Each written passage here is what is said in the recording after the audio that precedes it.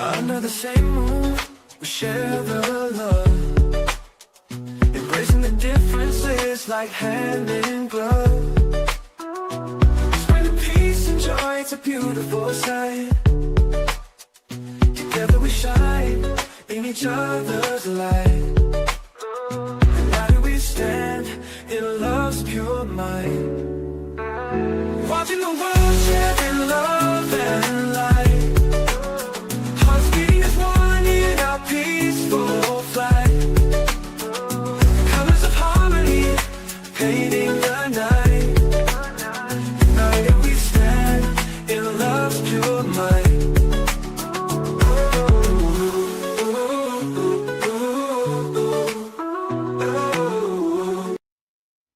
Good evening, everyone. Thank you for tuning in to Watching the World 777. Thank you for being here tonight. We have an exciting night. This is a night I've been promising for quite some time. As you know, I was in Egypt and I had a great time. The people of Egypt are so amazing, very laid back. We had a special time out there.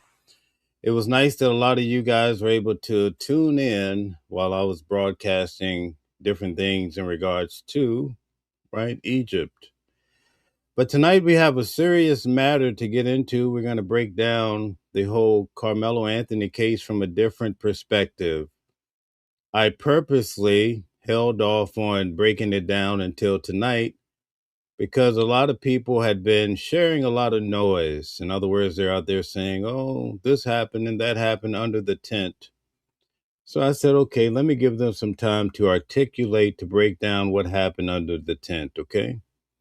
Actually, I had an individual that was under the tent that told me some things that triggered me as to why I wanted to really figure out what was happening. So tonight, most of you who have an objective mind are going to walk away from this show and you're going to say, well, not necessarily walk away. Some of you are probably sitting on your bed, or some people could be anywhere. But at any rate, you're going to be able to understand that Karmelo Anthony faced more than one individual that night, and I still can't figure out why he did not state this.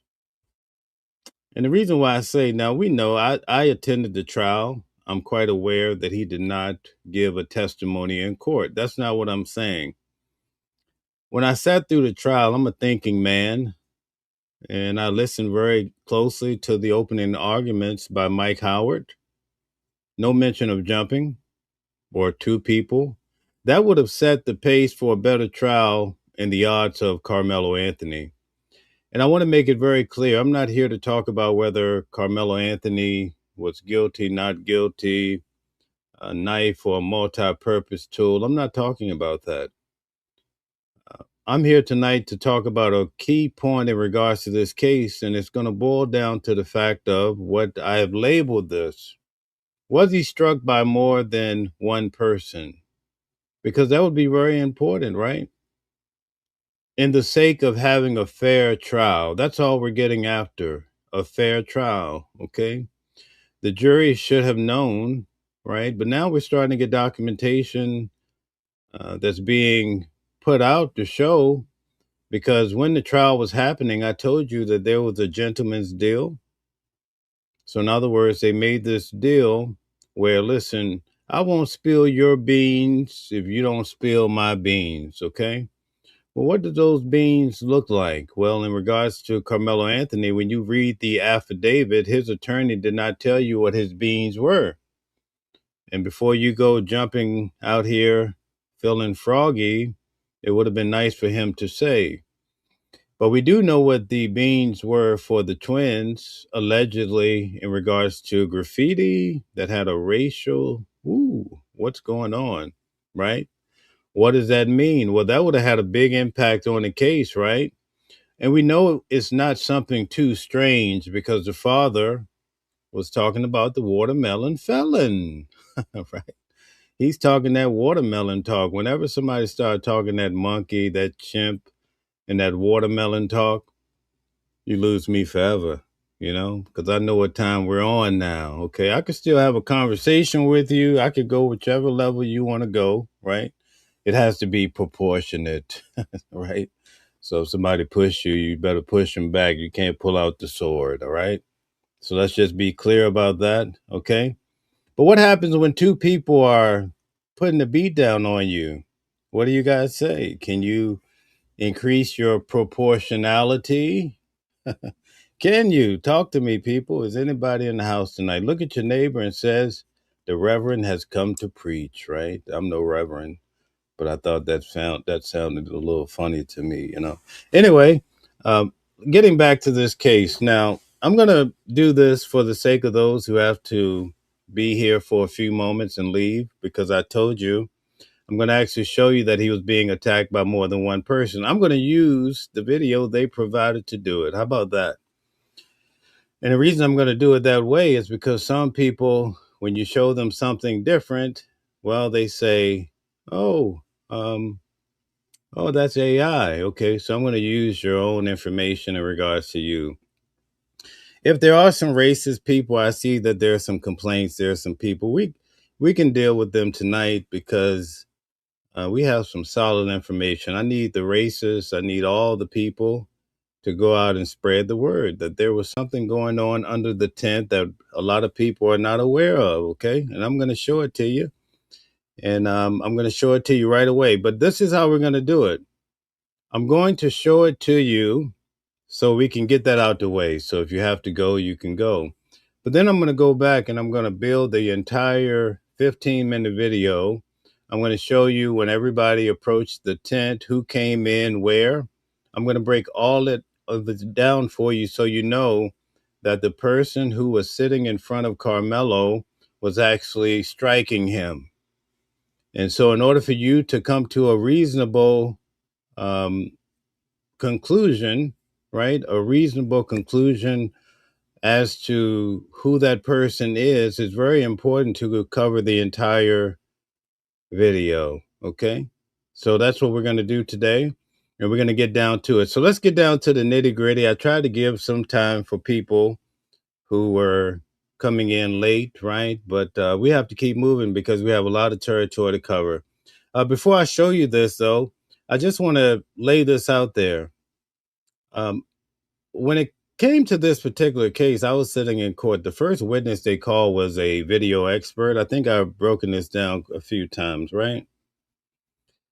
Let's see. What is the problem? I'm sorry, guys. Tell them the truth is out there, but they are covering up. Okay, great. All right. I'm not sure. Okay. Okay. Thank you, D. Cran. I appreciate that. So here's where, you know how they say your spidey sensors go off or your antennas go up, right? So I'm sitting in court and the defense attorney is questioning the video expert and he's broken down the video, all of this happening, right? And the guy, like Columbo, he asked a question. He's like, why didn't you highlight what was under the tent? And he simply said, because the prosecution did not ask me to. Okay. The prosecution never asked him to.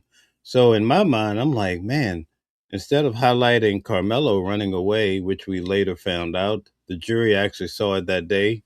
I could tell you from the description of what, because we were not allowed to see the actual video that the jury saw because it had to be seen on a 4K television.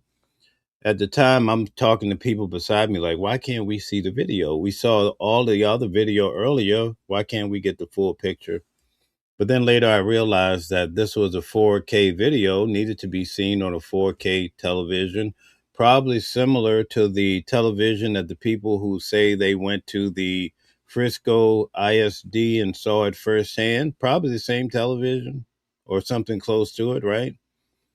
Okay. So we were not allowed to see that, but the video expert, when he actually revealed that the prosecution did not even ask to show, let us see what happened. We want to know who was hitting who passed the first lick. Remember when you hear the 911 call, Karmelo says, I told him not to hit me. You know, he keeps saying he doesn't say they, them, right? And remember, I usually try not to go with the gospel that people are putting out on Facebook and all these places. That's why I go to court.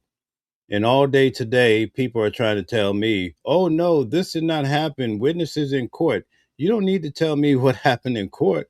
I was there and I heard each witness. I saw their facial expressions and I came to a reasonable conclusion about what was happening in regards to this case. But people, they like to run with their own narrative and they listen to whoever they like. Whether it's right or wrong, they tend to stick with that narrative. Now, I'm here to tell you tonight, I'm going to actually break this entire thing down. So, if there's any individuals, usually the people who are misguided and have the misinformation, they don't actually sit through the video. And then tomorrow I'll get some comments that are way misguided and wrong. And I'm like, wow, did you even bother? Why are you commenting if you didn't even bother to watch the video? Okay. So it's very important that we understand that this case had a little hair on it right from the beginning because I'm like, it seems like information is being withheld. Now, when you actually, I haven't had a chance to go through the affidavit with you guys or the new motion, but you start to discern some of the things that I was telling you along the way. They were very restrictive with information. Even yesterday, I was saying, and even today, where are the transcripts in regards to what was actually said on record? There are some things I've been waiting to clarify, but I can't do that because they have not released the transcripts. Remember, when it came to Sean Diddy Combs' trial, right? We were able to get these transcripts in many cases on the same day. Sometimes you can go and get it the morning. You could go and actually buy it in the afternoon. That's how serious it is here in New York. But for this particular case, we do not have any transcripts. If somebody's just being out of pocket, I'm pretty sure the moderators would take care of them. So I have a lot of confidence in the team. So thank you guys. But I don't want to be too aggressive with people. Everybody has a right to their feeling, okay? Now, here's the part where I want to break down in regards because a lot of people are saying, listen, the only thing that happened in this case was whatever Carmelo Anthony said. And a lot of these kids came in and they testified. They said, listen, Austin went over and it was a light shove on the shoulder, asking Carmelo to leave, right? But then remember, I told you a kid named Hudson says he did a lineman's drill. That's more aggressive, where you get down under a person and you really, uh, try to move them, right? The guy that came in before them, his name was Jay. He said that he started to pick him up. Okay. All right. But also keep in mind, did you see the video about what Hunter said? Hunter said this boy had walked up and he could hear him in the background. He was saying terrible things. And Hunter says that when he went to, I guess, turn around or what have you, or as he was turning around, he said his brother Austin grabbed grabbed Carmelo's backpack or book bag, right? So keep that in mind. That's a very key point. Also, most of the kids that came in to testify, a lot of them were basically saying, listen, Hunter really wasn't involved. He didn't do anything. Basically, all of this was happening behind him. One kid said, well, maybe he stood up, a couple feet behind Austin, but it was no hitting or anything of the sort, right? Okay. So I'm going to show you this snippet so you guys can see what I'm talking about that happened under the tent. And then I'm going to go back and I'm going to prove to you who these individuals are. Okay. So we're going to do it that way because I know a lot of people are looking forward to seeing the video. And I don't like people to keep me waiting a long time either. So let's get to it. I'm going to show you this video. Now, when I show you the video, there's a couple things in play. Okay. And I'm not going to give a lot of attention to the people who are just here to take up space. But I'm counting on that you can identify an orange. Okay.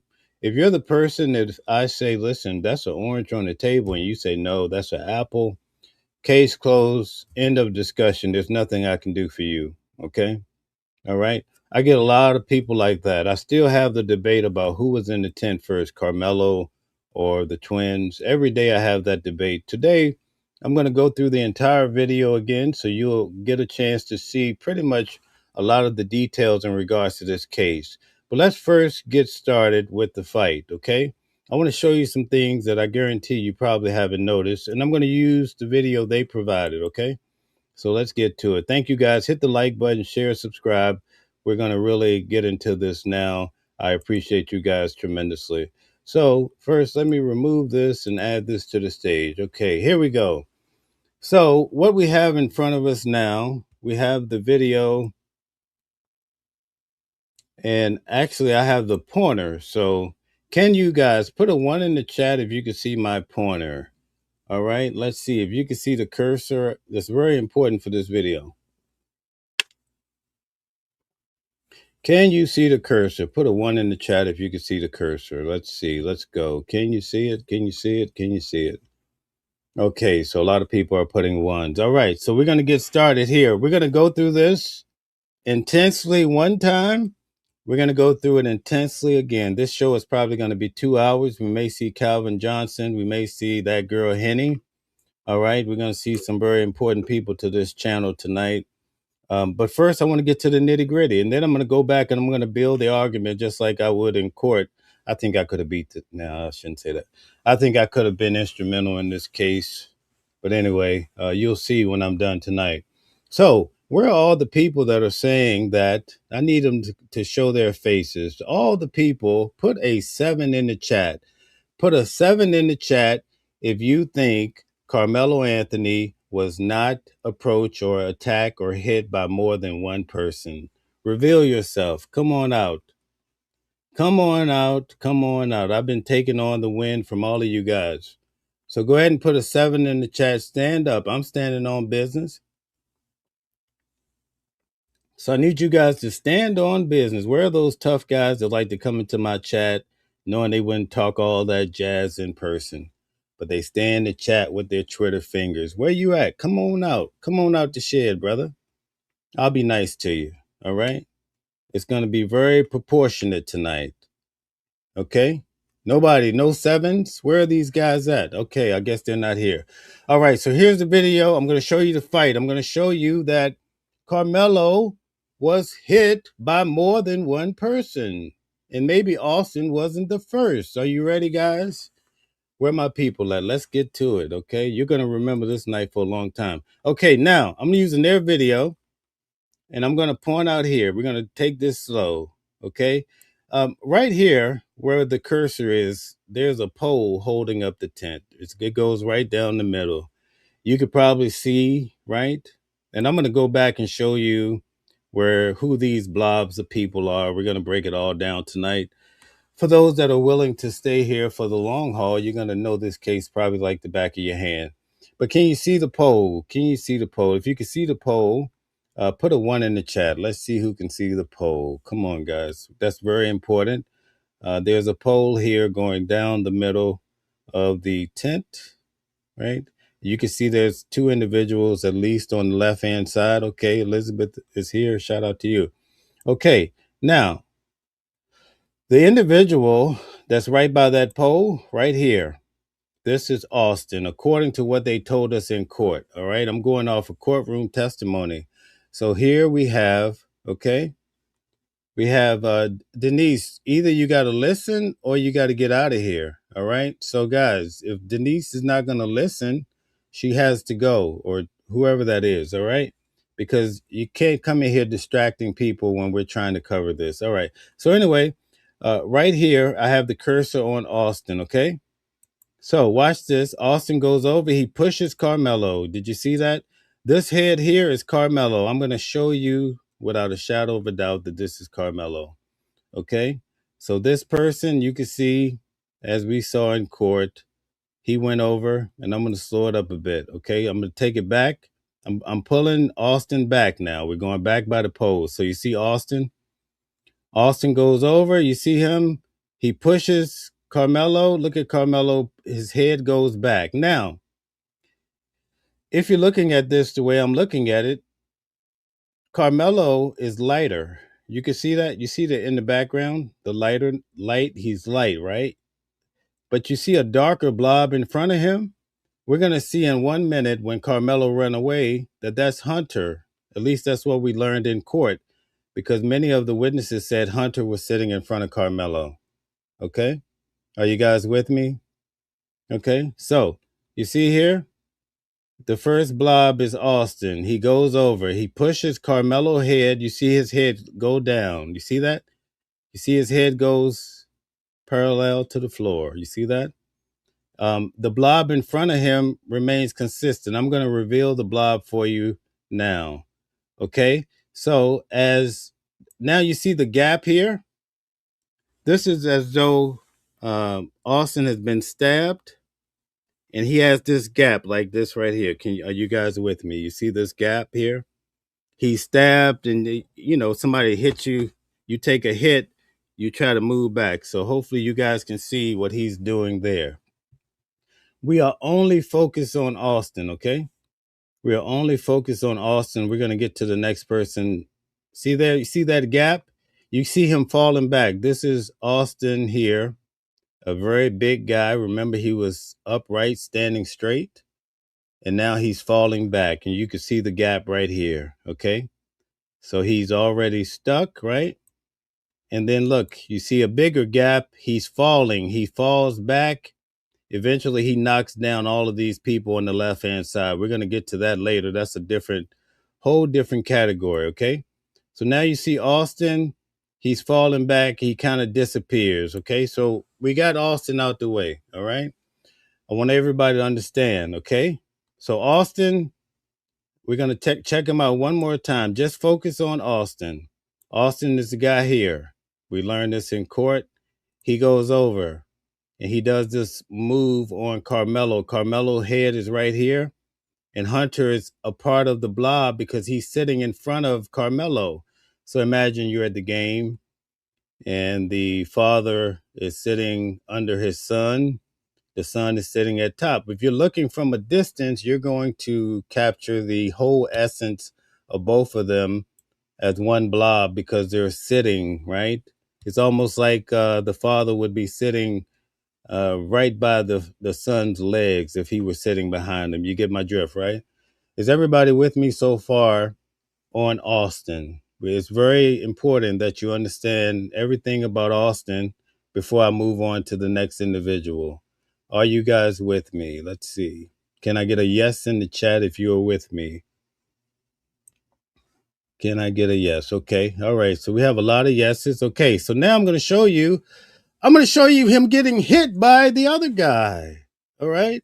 I'm going to show you this right now. Change your mind forever. Okay. So we see Austin, and I can't wait. Where are all my sevens from the guys that want to come on my channel and tell me that I'm not accurate, bro? I don't blow smoke. I talk facts. Okay. And I wait till I get information before I start talking. So here you go. Austin, I'm sorry, guys. I'm going to be talking a lot of crap tonight. I'm on one tonight, all right? So anyway, you check it right here. He pushes him, okay?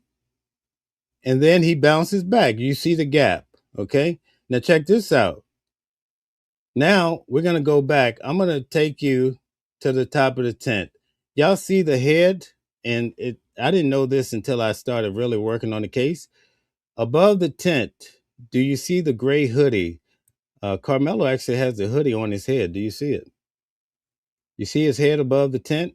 Okay, we're going to have to do this in reverse because I want to show you clearly that he was being fired on by someone else. Okay, so you see Karmelo's head above the tent in the yellow. Can I get a yes? Can I get a yes? Yes, yes, yes. Okay, all right. So you see his head. Now I'm going to back it up. Okay, now keep in mind that I told you that Karmelo is sitting behind Hunter, okay? He's sitting behind Hunter right here. Watch what happens when we remove Karmelo. Watch this. Now you only see Hunter. You see Hunter standing here? Now you only see Hunter. And now you see Karmelo above the yellow. God bless America. home of the brave. Do you see what I'm talking about? Okay. Does anybody see the gray head above the yellow? Okay. And do you see right here? Now you have one individual, right, where you previously had Karmelo and Hunter. Now you see Hunter only.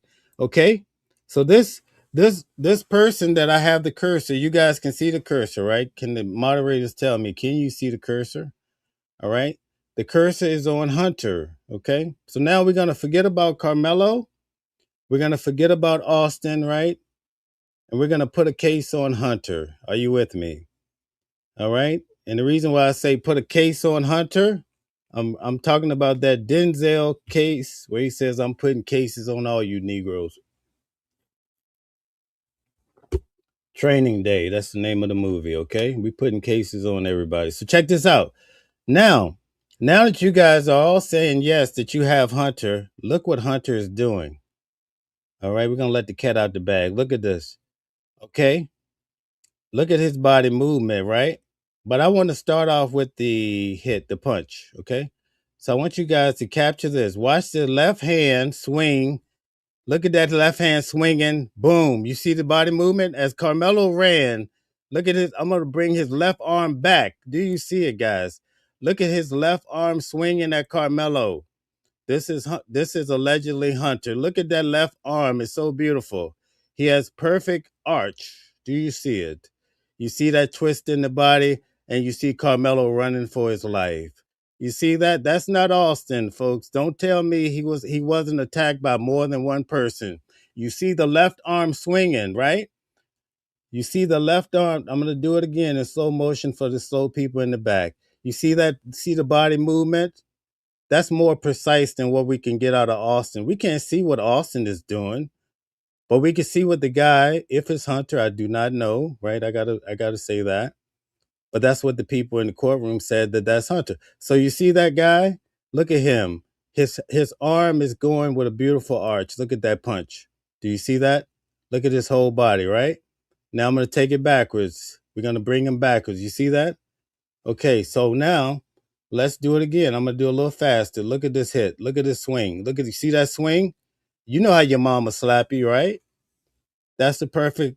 That's a perfect punt. Look at this right here. You ever seen somebody get a slap right here? Look at this. Look at this. You can't tell me this boy did not get hit by two guys again. All right, but I'm gonna show you more than that. Okay, now I'm gonna take him backwards. Okay, but first, before we do that, is anybody in the audience with me so far? Can I get a yes if you can see that? If you can see that, right? Okay. I'm gonna okay, you could say that's after he got stabbed, but I'm about to close the door on you again. Okay, so you guys can see it. I'm glad you said that because now I'm gonna show you what he was doing prior to that to this left swing. Okay, so we got a lot of yeses. Definitely yes. Oh, Brian said definitely yes. Clara said yes. Okay, so I'm making a good case. So don't ever come into my chat again telling me that this boy wasn't attacked by two guys at the same damn time. Now I'm going to show you. All right, now that you guys are with me, right? Check this out. Look at how that beautiful slap. New Jersey, and you know how my mom do it, right? That's a joke, right? But you see how that left hand swing, right? See that? Now, Carmelo ran for his life. It looked like it missed him to a certain extent, okay? But check this out. When I reverse it back, you're going to see that in court, this is why I go to court. Now you guys going to see the beauty of what I do. All right.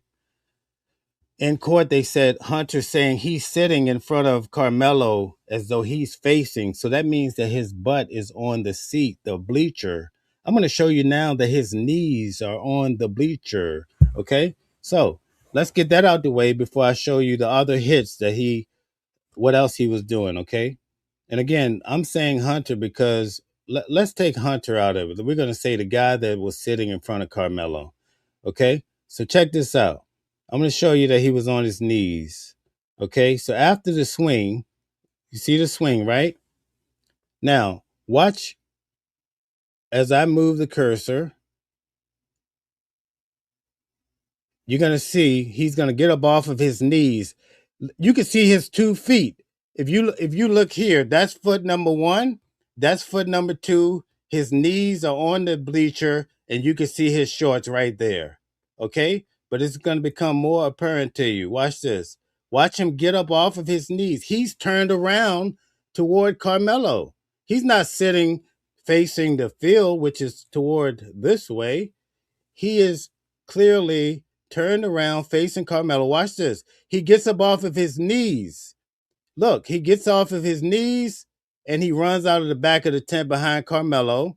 According to the courtroom testimony, he heard his brother scream that he was stabbed and he stopped running. And then when I show you the longer video, you're going to see him come back around. He stops running behind Karmelo. But now we're going to reverse this back to that lovely hit. Watch this. Watch this right here. Okay, let's get the hit back. Let's get back to the hit. There we go, right there. You see that hit, right?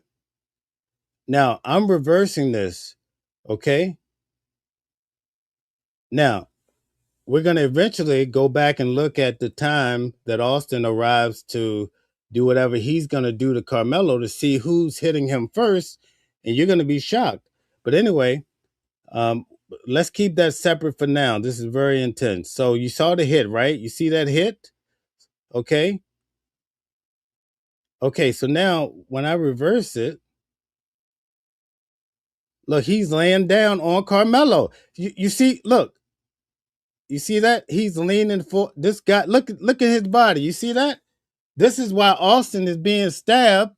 You can see the body of oh shit, what the hell I do? Anyway, let me I hit the wrong thing. Okay, so let me find my place again. It's beautiful to go back, so we'll go back to it. Okay, so there's the hit.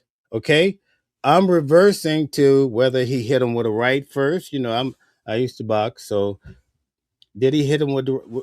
So that's what we're after. What hit came before the left hand, and where was Austin's body in relation to that? To this, we started with the last swing that may have hit or missed. Okay, so now we're going backwards. It's very important that you know that. Okay, so let's get the hit out the way. Okay, so there's the arm. Okay, Karmelo, you can see basically he's running out. It's almost like he may have caught the back of his leg or whatever. He was getting out of dodge after. But okay, so let's stay on focus. I'm reversing it back. You see where this boy is in connection to Austin? You see him? He's leaning. This body is leaning down on Karmelo. You see that? That's before the swing. Now I'm going to go forward. The body comes up and then the body hits. You see that body swing? See that? So when we reverse it, look, when I reverse it, see that? He's coming from laying down on Karmelo. He was buried on Karmelo. Let's have a moment of silence. Why wasn't this in court? This boy is not sitting down. This boy is leaning into Karmelo. Look where Austin is right now. You see where Austin is?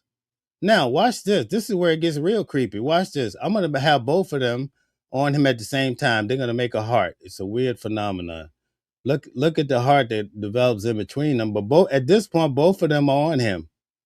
Austin right there pushing, and look where I'm arguing that maybe Hunter was there first. Look, it almost like Austin went to break up them two, not Austin. I don't think Austin was the first individual. That's why I say I don't think it was a jumping. I think Austin was breaking it up, and he got what he did wasn't intended for him. But I don't know. So look at this, right? Now I don't know why the defense did not do this. I mean, I'm not an attorney. Okay, so now let's see who gets to Karmelo first, right? See, I've been telling you guys this stuff all along, and I know you think I was just pulling your leg, but when you come to watching the world, you won't find that type of activity. All right? Okay. When I tell you something, you can bet your bottom dollar I'm going to be bringing it out, and I don't see any sevens from the naysayers. Check it out. So now we're going to start over. Look at this. Here's Austin coming over. We're going to focus on Austin. Okay. That boy's already leaning. Look, now that we did it this way, while Austin is on the pole, Hunter's already leaning on Karmelo. Look at that. Look at this. His body, he's already on Karmelo. Look at this. Why didn't this come out in court? Look at this. Watch this boy's body right here. Okay? Watch he leans back. Watch this.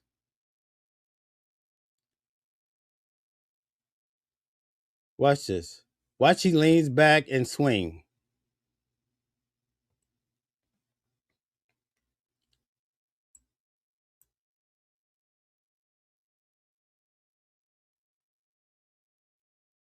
Now I'm going to rock it back and forth. You see how this is going?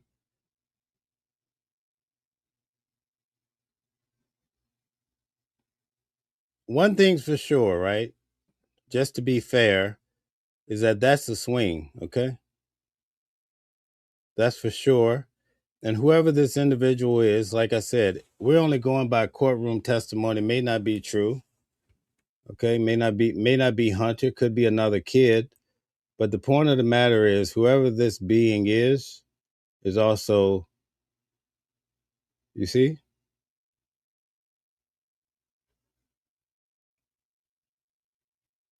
that person, see that swing?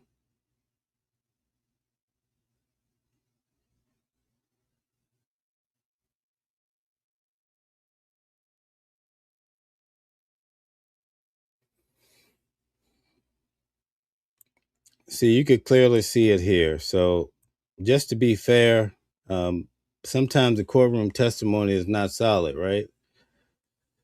This could be a different party, but according to, actually, we're going to go through the video and try to decipher who it is as well.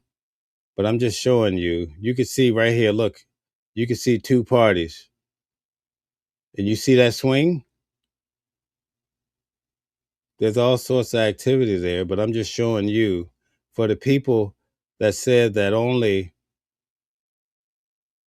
Austin was involved in this altercation. Look at this. You could just see. You see that swing?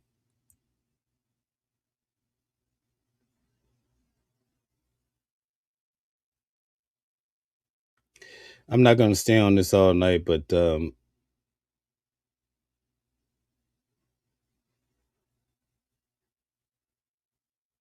you could when I reverse it back. Right now, I'm reversing it back from the swing. So you see the swing, and when you follow that body back, you see Austin, and then you see that person, right? You see a gap under that person. See that?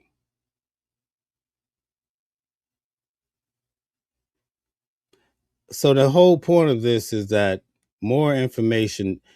Neither side talked about what happened under the tent. That's my whole argument. Okay.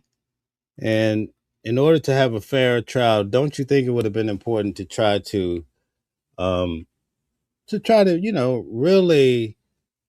Now, I will reveal to you guys that I have a clearer video, but for the sake of the appeal and everything else, so right now I have to sit on that a little bit longer. Um, okay. So I'm going to leave it at that with all due respect for the process. But you guys understand now why this is just not a. Now you see why I have an interest in this case, because I saw things happen that I'm like, wait a minute, this is not fair. All right, so we have to keep moving. I'm sorry, guys, I got caught up in the video. So we're going to do this one more time. You see Austin go over. Okay, this is Austin here. They showed us in court. We saw this grainy video too. You see Karmelo here. A lot of people online, they're just lying, saying that Karmelo was already in the tent. You know, I've already showed you. I'm going to show you again. Karmelo arrives 2 minutes after the twins into the tent.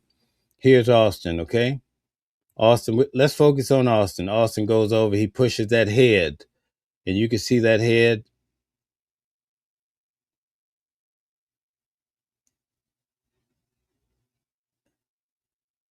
You can see that head push back. Whoever this being is, whether it's Hunter or someone else, they're already on their knees. They're on their knees before they swing. Okay, he's on his knees. He's not turned around looking and minding his own business. Okay, so now you see the hit. You see that swing? That swing, we don't know if it connected or not, but look, that's not what we were told in court. That's not a light push by one boy. This is a real problem. Real problem. You see that? For those that might be a little bit hard to understand, there's that hit again, okay? You ever saw the Rock and Roll Express? They used to be my favorite wrestling team. They call it Rock and Roll Express. They both will roll up on you and give you the business, okay? So you see that? So then now check it out. He's on his knees already before he swung. Keep this in mind. You can see that this individual is on his knees. Look at her on the bleacher. He gets up. Look, he's getting up off of his knees to run out behind Karmelo. That's not a person sitting with their back to Karmelo. That's not what you're being told in the video. If that's Hunter, okay? I'm going to make sure I say that. Okay? This was not mentioned in court. I was in court. Had this been mentioned, I mean, this is crazy, man. This is crazy to me, you know? I don't know how to process this because how do you go through an entire trial and it doesn't come out what we see here? I think anybody with an objective mind see what I'm talking about. No, it's not clear. You can't see the Nike logo. You can't see this and that. But I tell you one thing, you can see this right here. Watch this. Look at that. You saw that, right? That's not Austin. And so why didn't they argue that maybe he didn't maybe this was more about him and Hunter than about him and Austin, right? We didn't get a chance to hear from Karmelo and we know why. But look, maybe this was, keep in mind, Hunter said that he was the first one that engaged with Karmelo. So if he was the first one to engage, right? Wouldn't you think that there's a chance? I'm not saying that he was the first, right? Because it is a video they provided that's somewhat blurred, but look at there. This is not what you were told. Look at that. That's a perfect swing right there. Boom. And when you bring it back, you see that person's leaning and the person's on their knees, right? If the person wasn't on their knees, I could say, well, maybe what you're seeing is the person sitting on their butt in front of Karmelo. No, this person's on their knees. So when I reverse it back, that person is leaning on Karmelo with their knees. Look at here. Let's go back. Let's do it this way. This person's on their knees, right? This was like a 4 or 5 seconds. In court, they said it was 5 seconds. Here you have Austin by the pole. This person is already engaged. You can see the arch here, right? Now watch. Austin comes over. Is he trying to break him up? Is this more of a breakup? Like you're trying to separate two people? That's what it looked like to me. Look at how it looks like he's grabbing the boy's shoulder. Look at Austin. Looks like he's grabbing one boy's shoulder right here. Look, pushing him off, right? Look. And then he got stabbed. Look at this. You see that?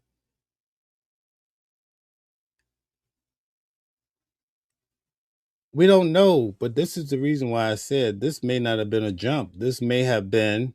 That's why I never really latched on to this jumping business because I felt like maybe the guy who lost his life was trying to break up the other two. I mean, keep it in mind. Look, there's the heart. You see the heart between the two of them? That's some weirdness, right? Look at that right there. So you could just see the heart formation. It looks like Austin is breaking up these two. I don't know. I guess we won't know without a shadow of a doubt until we have the clearer video. That's all I'm gonna tell you. But anyway, um, so you see, and I'm gonna move on. I promise, guys. But I'm so intrigued by this, right? This is why I go to court, right? Had I not gone to court, I would be like these other fools out here saying, "Oh, this was Eddie over here, and this is his grandmother sitting there with the yellow." You know, this is ridiculous what these people do just to get clicks. You know. So anyway, look, there's Austin. Looks like he's breaking. It could be a put. I can't really speak on it, but what we do know is that this other person is already look like appears to be leaning into Carmelo already. Look at this. And I'm going to show you that again too. So Austin goes over, whether he's breaking them up or jumping in too, he gets stabbed, and you can see his arms right there. He goes into an arch. If you ever, I've been punched in the stomach before, boxing, and you tend to want to, reverse from the pressure. Okay, but I don't think that was meant for Austin. Look at this. Look at his arm right here. Now look, you see that he has his arm as though he's. Look at his arm. It's almost like his arm is on one boy's shoulder, and he's moving this. Maybe he's moving that boy out the way, and they pushes the other boy's head. That's what it looks like. Look, watch this. So you could tell his arm is like this on the one boy, right? The boy that does the swing. Now you're gonna see what probably look. It's hard to say. I don't want to get too deeply into it. All I want to show you guys is this right here. There's more activity here than what was revealed. Okay? You can't close out a case and give a guy life, 35 years or whatever without putting all the facts on the table. Okay? So you see that? Let this frame right here be in your mind. For those of you who have a hard time, I know you're going to cry tonight because it's not what they told you on the big screen. But you know what? I'm going to send you some paper towels and a baba.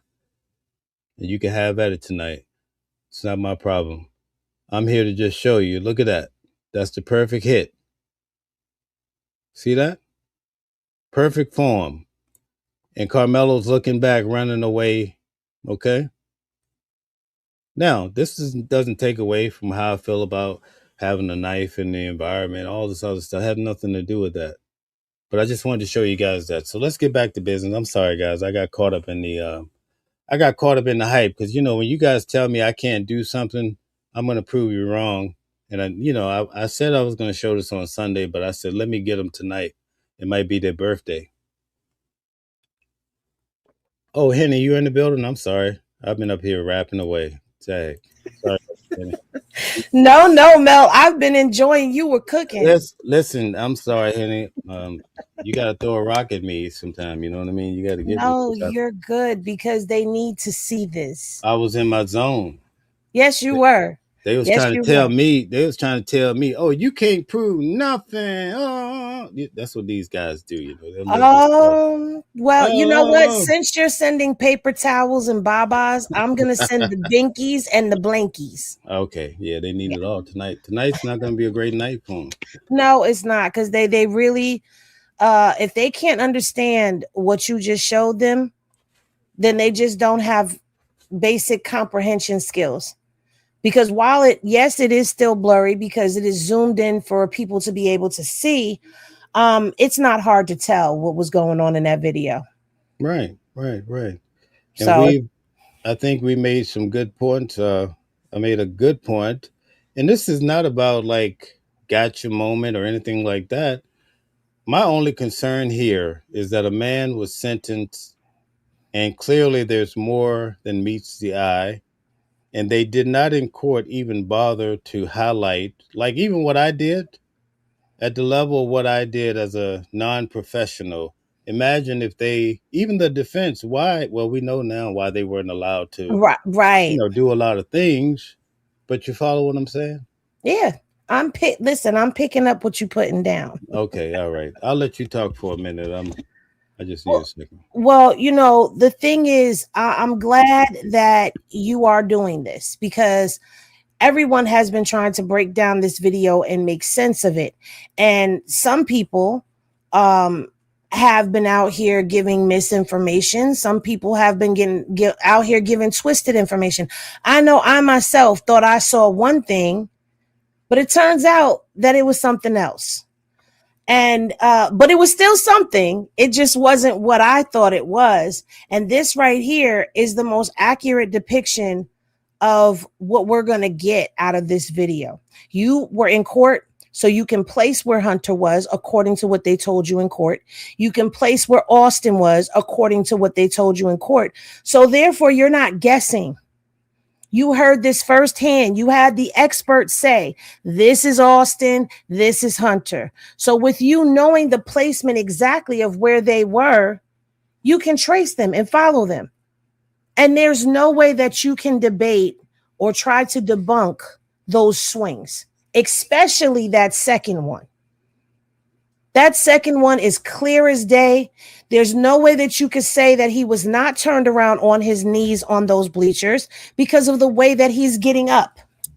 As you pointed out, he's not turning around to stand up and run. He's swinging his legs to step up so that he could step up.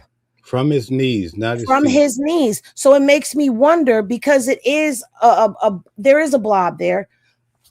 If he was hitting him prior to that first hit that you do see, how many hits did he hit him? And now that explains Karmelo's mark under his eye in the original and the true mugshot that was put out before it was cleaned up.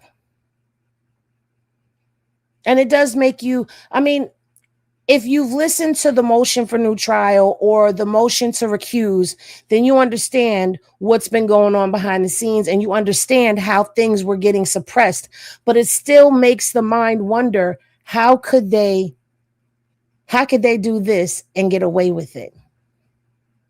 But like I was saying to you earlier, it explains why they didn't highlight under the tent. Because I remember you saying that the expert was asked that in court. Well, why didn't you highlight what was going on under the tent? And he said, because I wasn't asked to. Now that statement makes sense when you put all of it together. Absolutely. So I don't know. Have you gotten a chance to actually go through the motions? Yeah, for the most part, I'm pretty versed on it. So do you want to talk about that, or do you want to? I was going to breeze through the video just to highlight a few more things. Okay, go ahead. This is your show. I'm a guest. No, it's okay. Your dojo. But we could get to that. I just want to lay out, because some people may not understand who's sitting where. Okay. So now I just want to show that, and then we can move on to whatever you like. Okay. So well, let's do it. All right. So let me breeze through this here. And we're going to remove this. So guys, now you see who's walking into the arena first. Okay.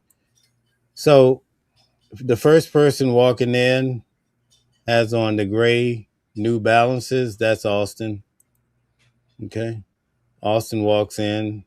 He has on black shorts and a black top. Okay. And he has on gray New Balances. When you look at the exhibits, he left one behind. Okay. Now you see the next one coming in was Hunter. And Hunter had on white. He had on white sneakers. You see the white sneakers? That's key to know as we get into this whole thing. All right. So now I'm going to take you to another video. And I just want to show you guys this here. Let's see. I want to show you the placement of how, because actually Hunter walks into the tent first. I want to show you how that happened. So if you look around the perimeter of the track, you see two sets of boys walking, three in front of three. Okay. If you guys have the capacity to zoom in, I didn't zoom this part in, but I zoomed in a lot for you guys. So we're going to get to that. So you see three boys walking in the front. You see some walking. You're gonna see Hunter. Remember, Hunter came in second. He's Mm-hmm. gonna he starts running right now. He's gonna tap his brother on the shoulder. Then he's gonna run past him. Boom! He taps his brother. He runs right past him. So that's how he became number one, even though he walked into the arena second. Now he's number one. Okay. The boy that's wearing the blue, you could actually see him walk up on the bleacher. When they walked in, there was a boy that had on like a blue hoodie. Mm-hmm. Mm-hmm. You can see him right there. Yeah, he walks into the bleacher. He belongs to another team. Okay. Mm-hmm. All right, And guys. that's him left behind on the bleacher, right? Yeah, yeah. Mm-hmm. So now you're gonna see that there's a gap in the tent. See, a lot of people, what they do is on TikTok, they put out a 1 minute video, and let's see. You know what? I should have opened this so I could put my cursor on it. In the middle of the tent, you see a blob, right? Yeah. Some people are saying that that's Carmelo. That's not Carmelo. Okay. And because they show a 1 minute video, when these guys walk into the tent, you kind of think that they are surrounding Carmelo or something. Carmelo's not even in the tent at this point. Okay, I'm going to show you that. Well, if they know where the placement is of Carmelo, they would see that that spot is empty. It's empty. Correct. Good job. Good job. Good job. Okay, so now you see three boys walking into the walking toward the tent. Two of them are going to walk right on past the tent, and you're going to see Hunter go and sit in this gap. Okay, you know what? You know what I need to do. Put it in the other thing so you could use your pointer. Yeah, let me do that. Yeah. Give me 1 second here, guys. I want everybody to be on one accord. So let's You do guys it. be sure that you're hitting that like button as he's getting this situated because he's really giving it to you tonight. Yes, indeed. So here we go. All right. So let's get to the point of okay, so right here. Let me pause it. Why is it? Okay, so you can see my cursor now? Yep, we can see it clearly. Okay, so this is a gap in the tent, okay? Hunter is going to go sit right here where I just showed you the guy who swings at Carmelo. Mm-hmm. Carmelo's going to walk in 2 minutes later. He's going to actually sit behind Hunter. This blob right here, there's a few guys online that are saying, oh, that's Carmelo. That's not Carmelo, because according to what people are saying online, 4 guys walked up to Carmelo and then they started beating on him and all that. That's not Carmelo. I'm going to show you that. So anyway, let's Well, get first of going. all, that person has on a dark hoodie. Carmelo had on a gray Hoodie, hoodie. yeah. Oh, you know what? That's why you're so sharp. You know that.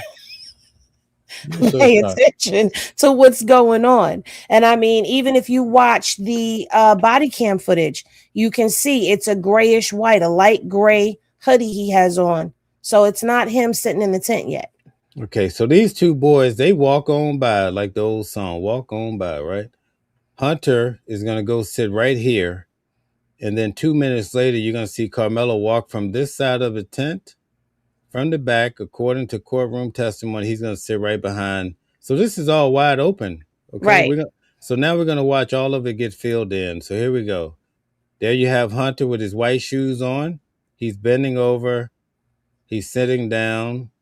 Then you see Austin. He goes toward the middle of the tent. You see his legs, and you see he has on the black short set. You see his legs right Mm-hmm. there. So he's standing there. This is the same position that he's going to come from when he attacks Carmelo. Okay. So Where now your you see, cursor is, there's still a gap right there too, and that's where Carmelo goes. yeah. So the little head right here where the cursor is, that's Hunter. Mm-hmm. So Hunter's sitting there, living his life, minding his business. Okay. Now let me show you. I did a little homework for you guys because I get people that always say, "Oh, da, da, da." So I want to show you a little bit better. I'm gonna show you 2 different ways. Okay, here we go. Is this showing? Yeah, here we go. So now I'm gonna show you the guys. These 2 guys right here, they're gonna walk right on by the tent. Here's Hunter. He has on white sneakers. He goes and sit. You see, he's leaning because he's tall. Mm-hmm. Legs are kind of spread a little bit. Here goes Austin. You see his black shorts, black top. Mm-hmm. You see Hunter. He put his head down. Then you're gonna see his head. There his head goes. See there? Right. Okay, but I'm being extra tonight, so let me zoom it in a little bit more. Let me show it again. This is for the people that have a hard time. So these two boys walk by. There's Hunter. See he sits down. He You has the can see it. white shoes on. Mm-hmm. He sits in the gap. There's nobody behind him. Right? There's nobody behind. You see Austin go right here. You see his legs. Right. You can see he has on the black top, black bottom. Here's Hunter's head. Mm-hmm. Okay. When Karmelo walks in and sit behind him, you will no longer be able to see Hunter because they become one blob. Okay. All right. So we're gonna go back to the video now. Watch this. We're gonna go back to the video. Yeah, see you zooming in and making it blurry. You know, I wear glasses too. So I had to Yeah. put my glasses on because that blurriness was affecting my natural blurriness. Yeah. So okay. So now I've shown you guys the close up. Okay. I showed you the close up. Now here goes the time. We're focusing on the timeline. So Hunter sits down. Nobody's sitting behind him. 2 minutes later, you're gonna see Karmelo walk in. Carmelo's gonna walk in from the back of the tent here. You're gonna see his backpack, and he's gonna sit right behind Hunter. Okay, but we have to wait 2 minutes. Okay, so Okay. shout out to Empress. How are you? What's up, Tat's wife? While we're waiting for Carmelo to enter the tent, you know what I didn't like and I found funny? Well, I didn't notice it. Let me say that. When they show the video, because you know they have this separate video of Carmelo entering into the stadium. I don't recall seeing a timestamp in the bottom corner. Do you? No. And that's what kind of bothered me. Mm-hmm. Because you have a timestamp of when the twins are walking in. And even this video here doesn't have a timestamp on it. Right. And this is the full length video that they provided from the state. So guys, where I have the cursor at, that's Hunter's head right there. So we're waiting for Carmelo to walk in and sit down behind him. All right. Good catch. Stella says good catch to you. Thank you, Stella. Thank you, Tat's wife type. Okay, so we're waiting for Carmelo to walk in and sit behind Hunter. All right, so we probably have another minute to go now, guys. So just sit tight, and I have blown that up for you too. I didn't have that before, but I'm gonna make it tonight. I'm making things. There you go. There goes Carmelo There he walking in. goes. He walks in. You see his backpack. He's sitting right behind Hunter. See? Is there a way for you to rewind that so that you can make sure that they see that? Yeah. There we go.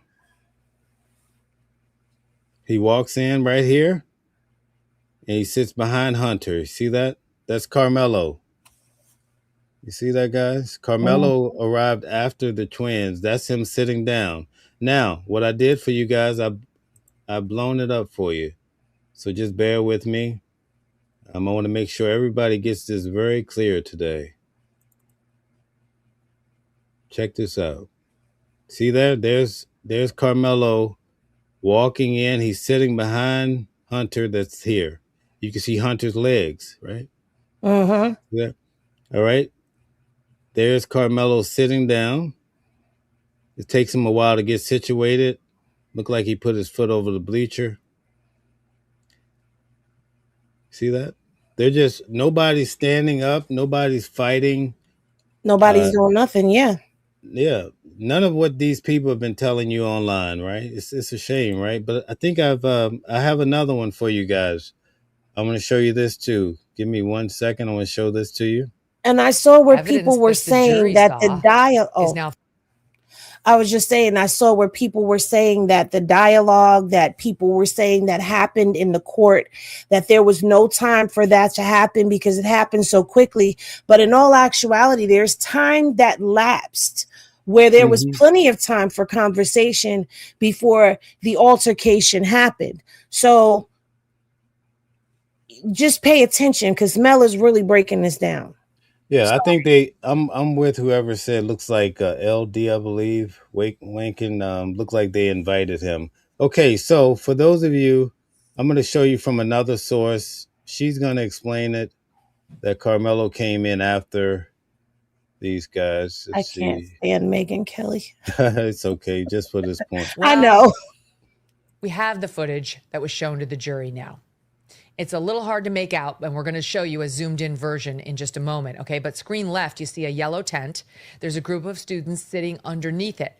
Near the top, you see a brief altercation. Hold on, I got to go further. Here we go. Sorry. This is it right here. Own damn eyes. We're about to show you 3 critical up-close videos of what happened under the tent. These were enhanced by Robbie Harvey, a true crime social media journalist on X. In this close-up video at the top of the tent, you see Karmelo Anthony walk in and sit down under the tent where the murder occurred. See him sitting right behind? For another team. Again, there was... So, there's another source that's showing you Carmelo walked in after the twins and sat down behind Hunter. That's how he got into that position, okay? So I just want to make that very clear. So now we'll go back to the other video, and we have to do this one other thing. Well, I don't think we have to show. Yeah, I just wanted to show where Hunter was sitting and where Carmelo was sitting. Okay, so now that everybody has had a chance to see where they're sitting, we're going to do the fight video one more time, and then I'm going to have you break down the whatever you want to break down, okay? Oh, okay. If you don't mind. No, I don't mind at all. I need a brief. The studio lights are like cooking me, so I just need a brief break. Okay. But anyway, let me do this.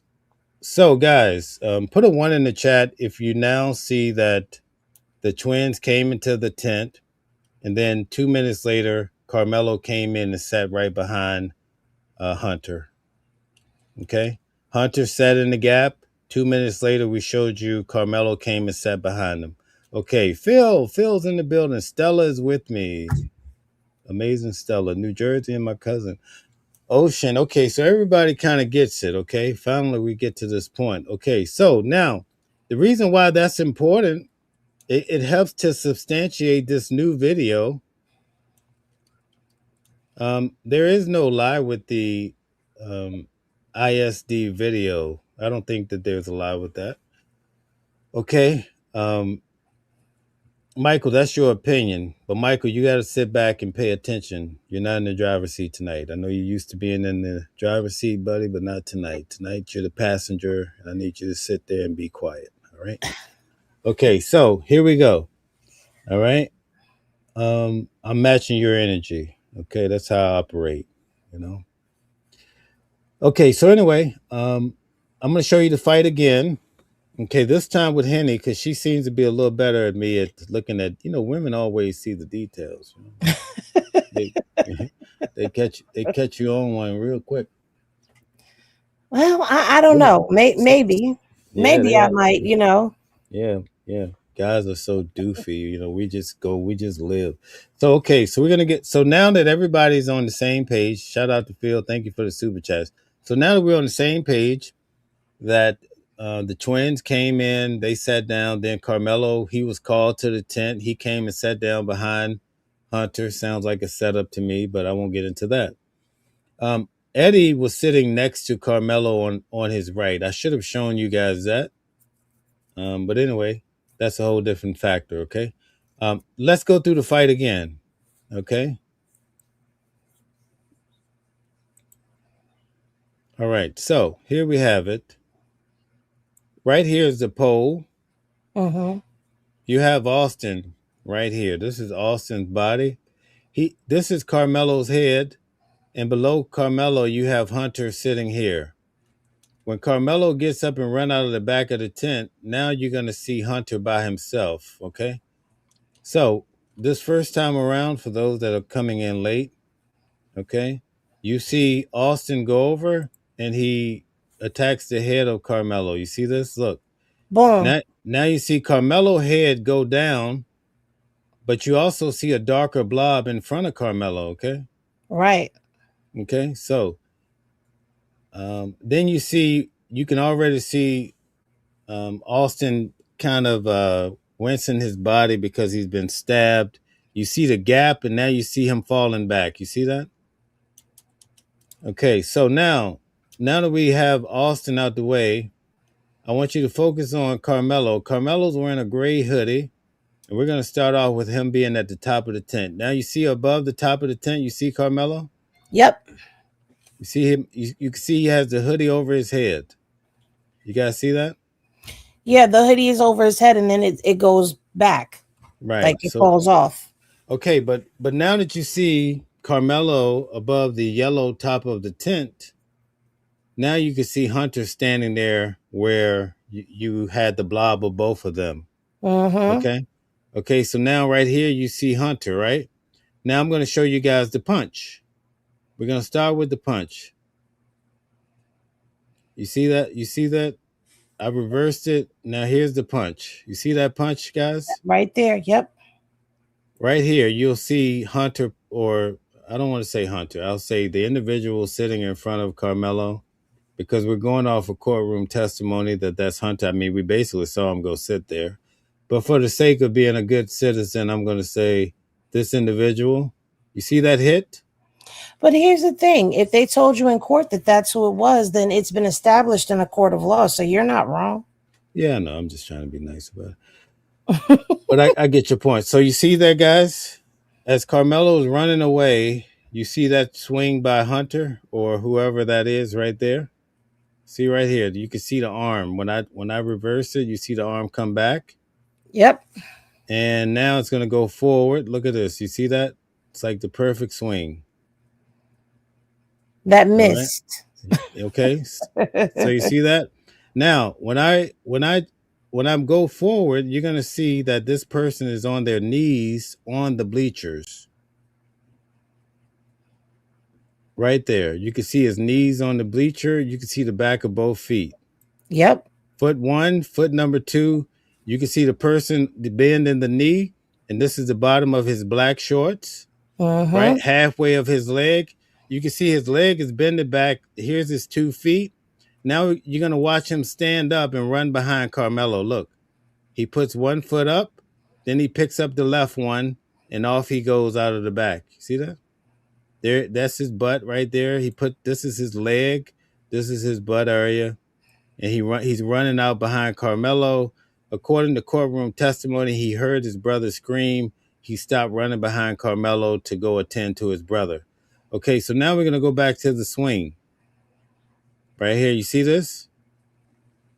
So that's the swing. Now I'm going to reverse it. And now you're going to see, if you watch, you're going to see Austin moving in on Karmelo, but you can also see, as I reverse it now, notice the body.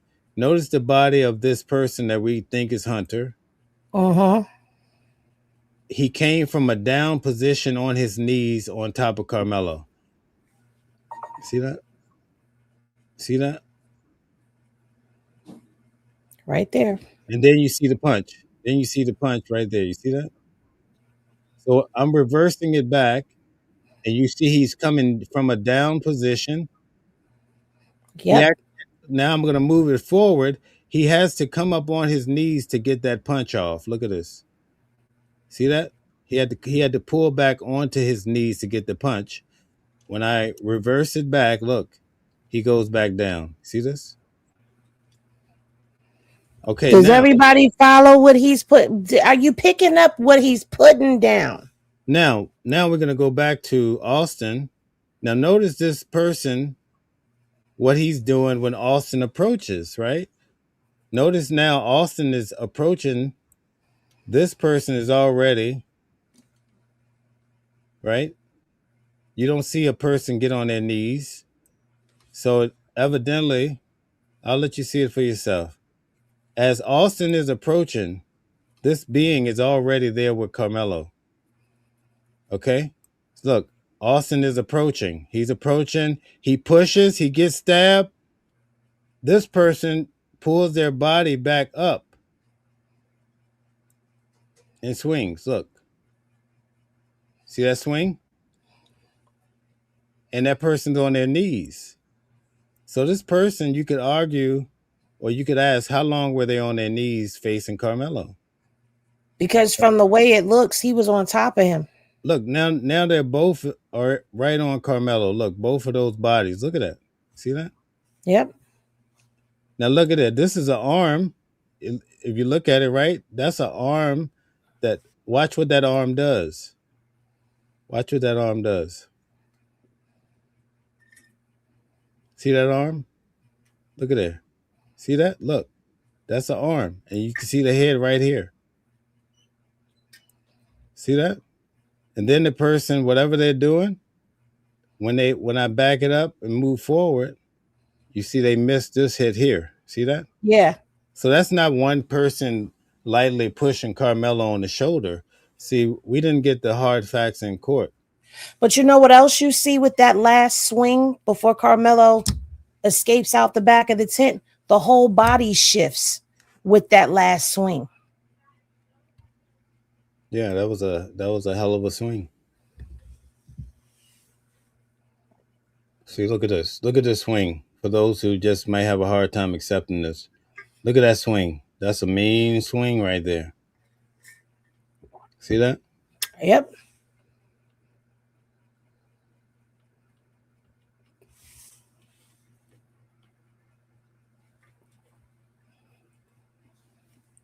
But you don't hear anything about that on the big news. You don't hear about it in court.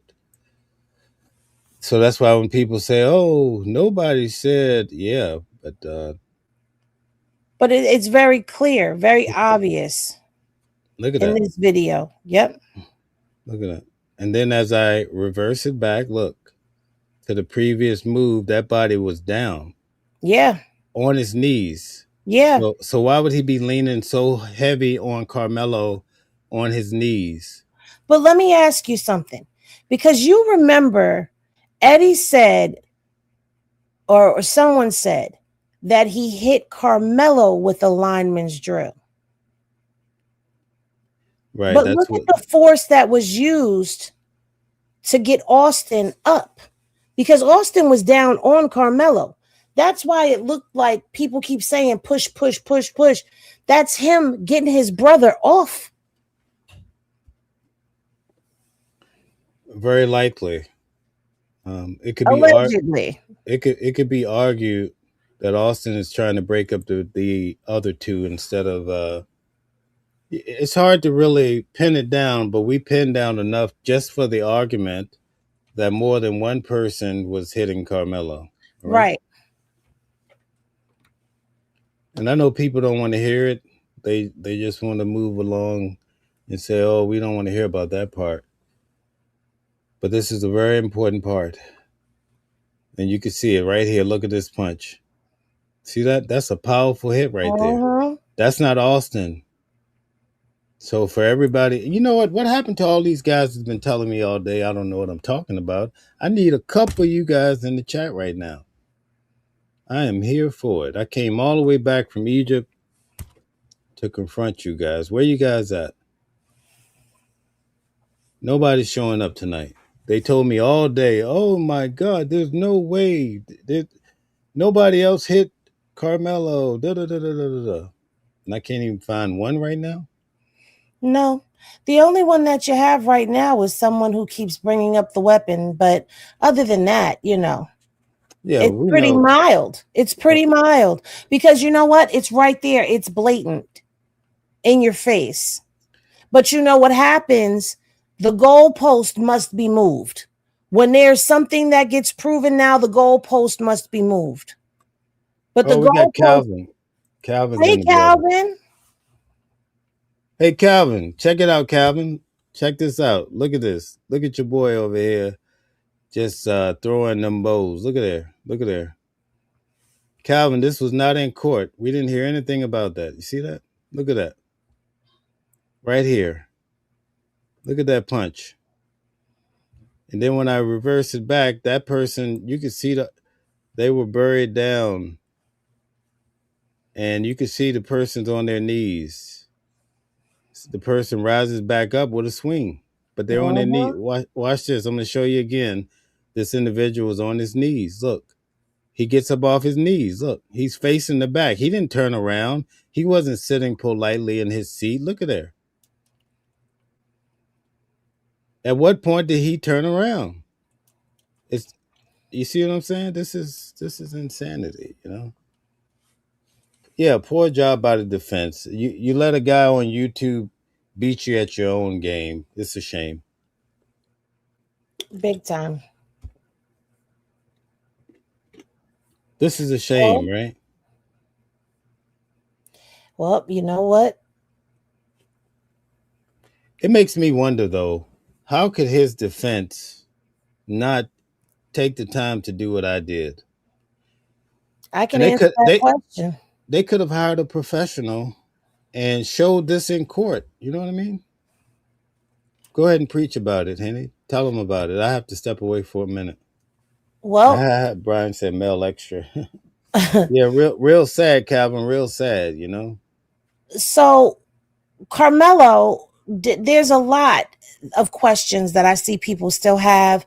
And can you still hear me? No, I'm trying to. Yeah, we could hear you. Hold on a Oh, second. I'm trying to um, get myself out of here. Thank you. oh, well, Hold hey on. guys. So a lot of you are still talking about Carmelo taking the stand with the defense and this and that. Well, I take it that a lot of y'all have not heard about the motion for a new trial or the motion for recusal that was put in by Carmelo Anthony's new legal team. So, in the motion for a new trial, Mike Howard, who was the previous attorney on the case, who was there during the trial, explained in a sworn affidavit what happened and how they were not able to put on an effective defense due to a gentleman's deal that they entered into with the prosecution. Now, that gentleman's deal consisted of them not bringing up prior bad acts, character or behavioral, anything that would go into character, or any of that. They weren't going to bring it up for Carmelo. They weren't going to bring it up for the Metcalf boys. It wasn't going to be talked about, and they could not discuss certain things.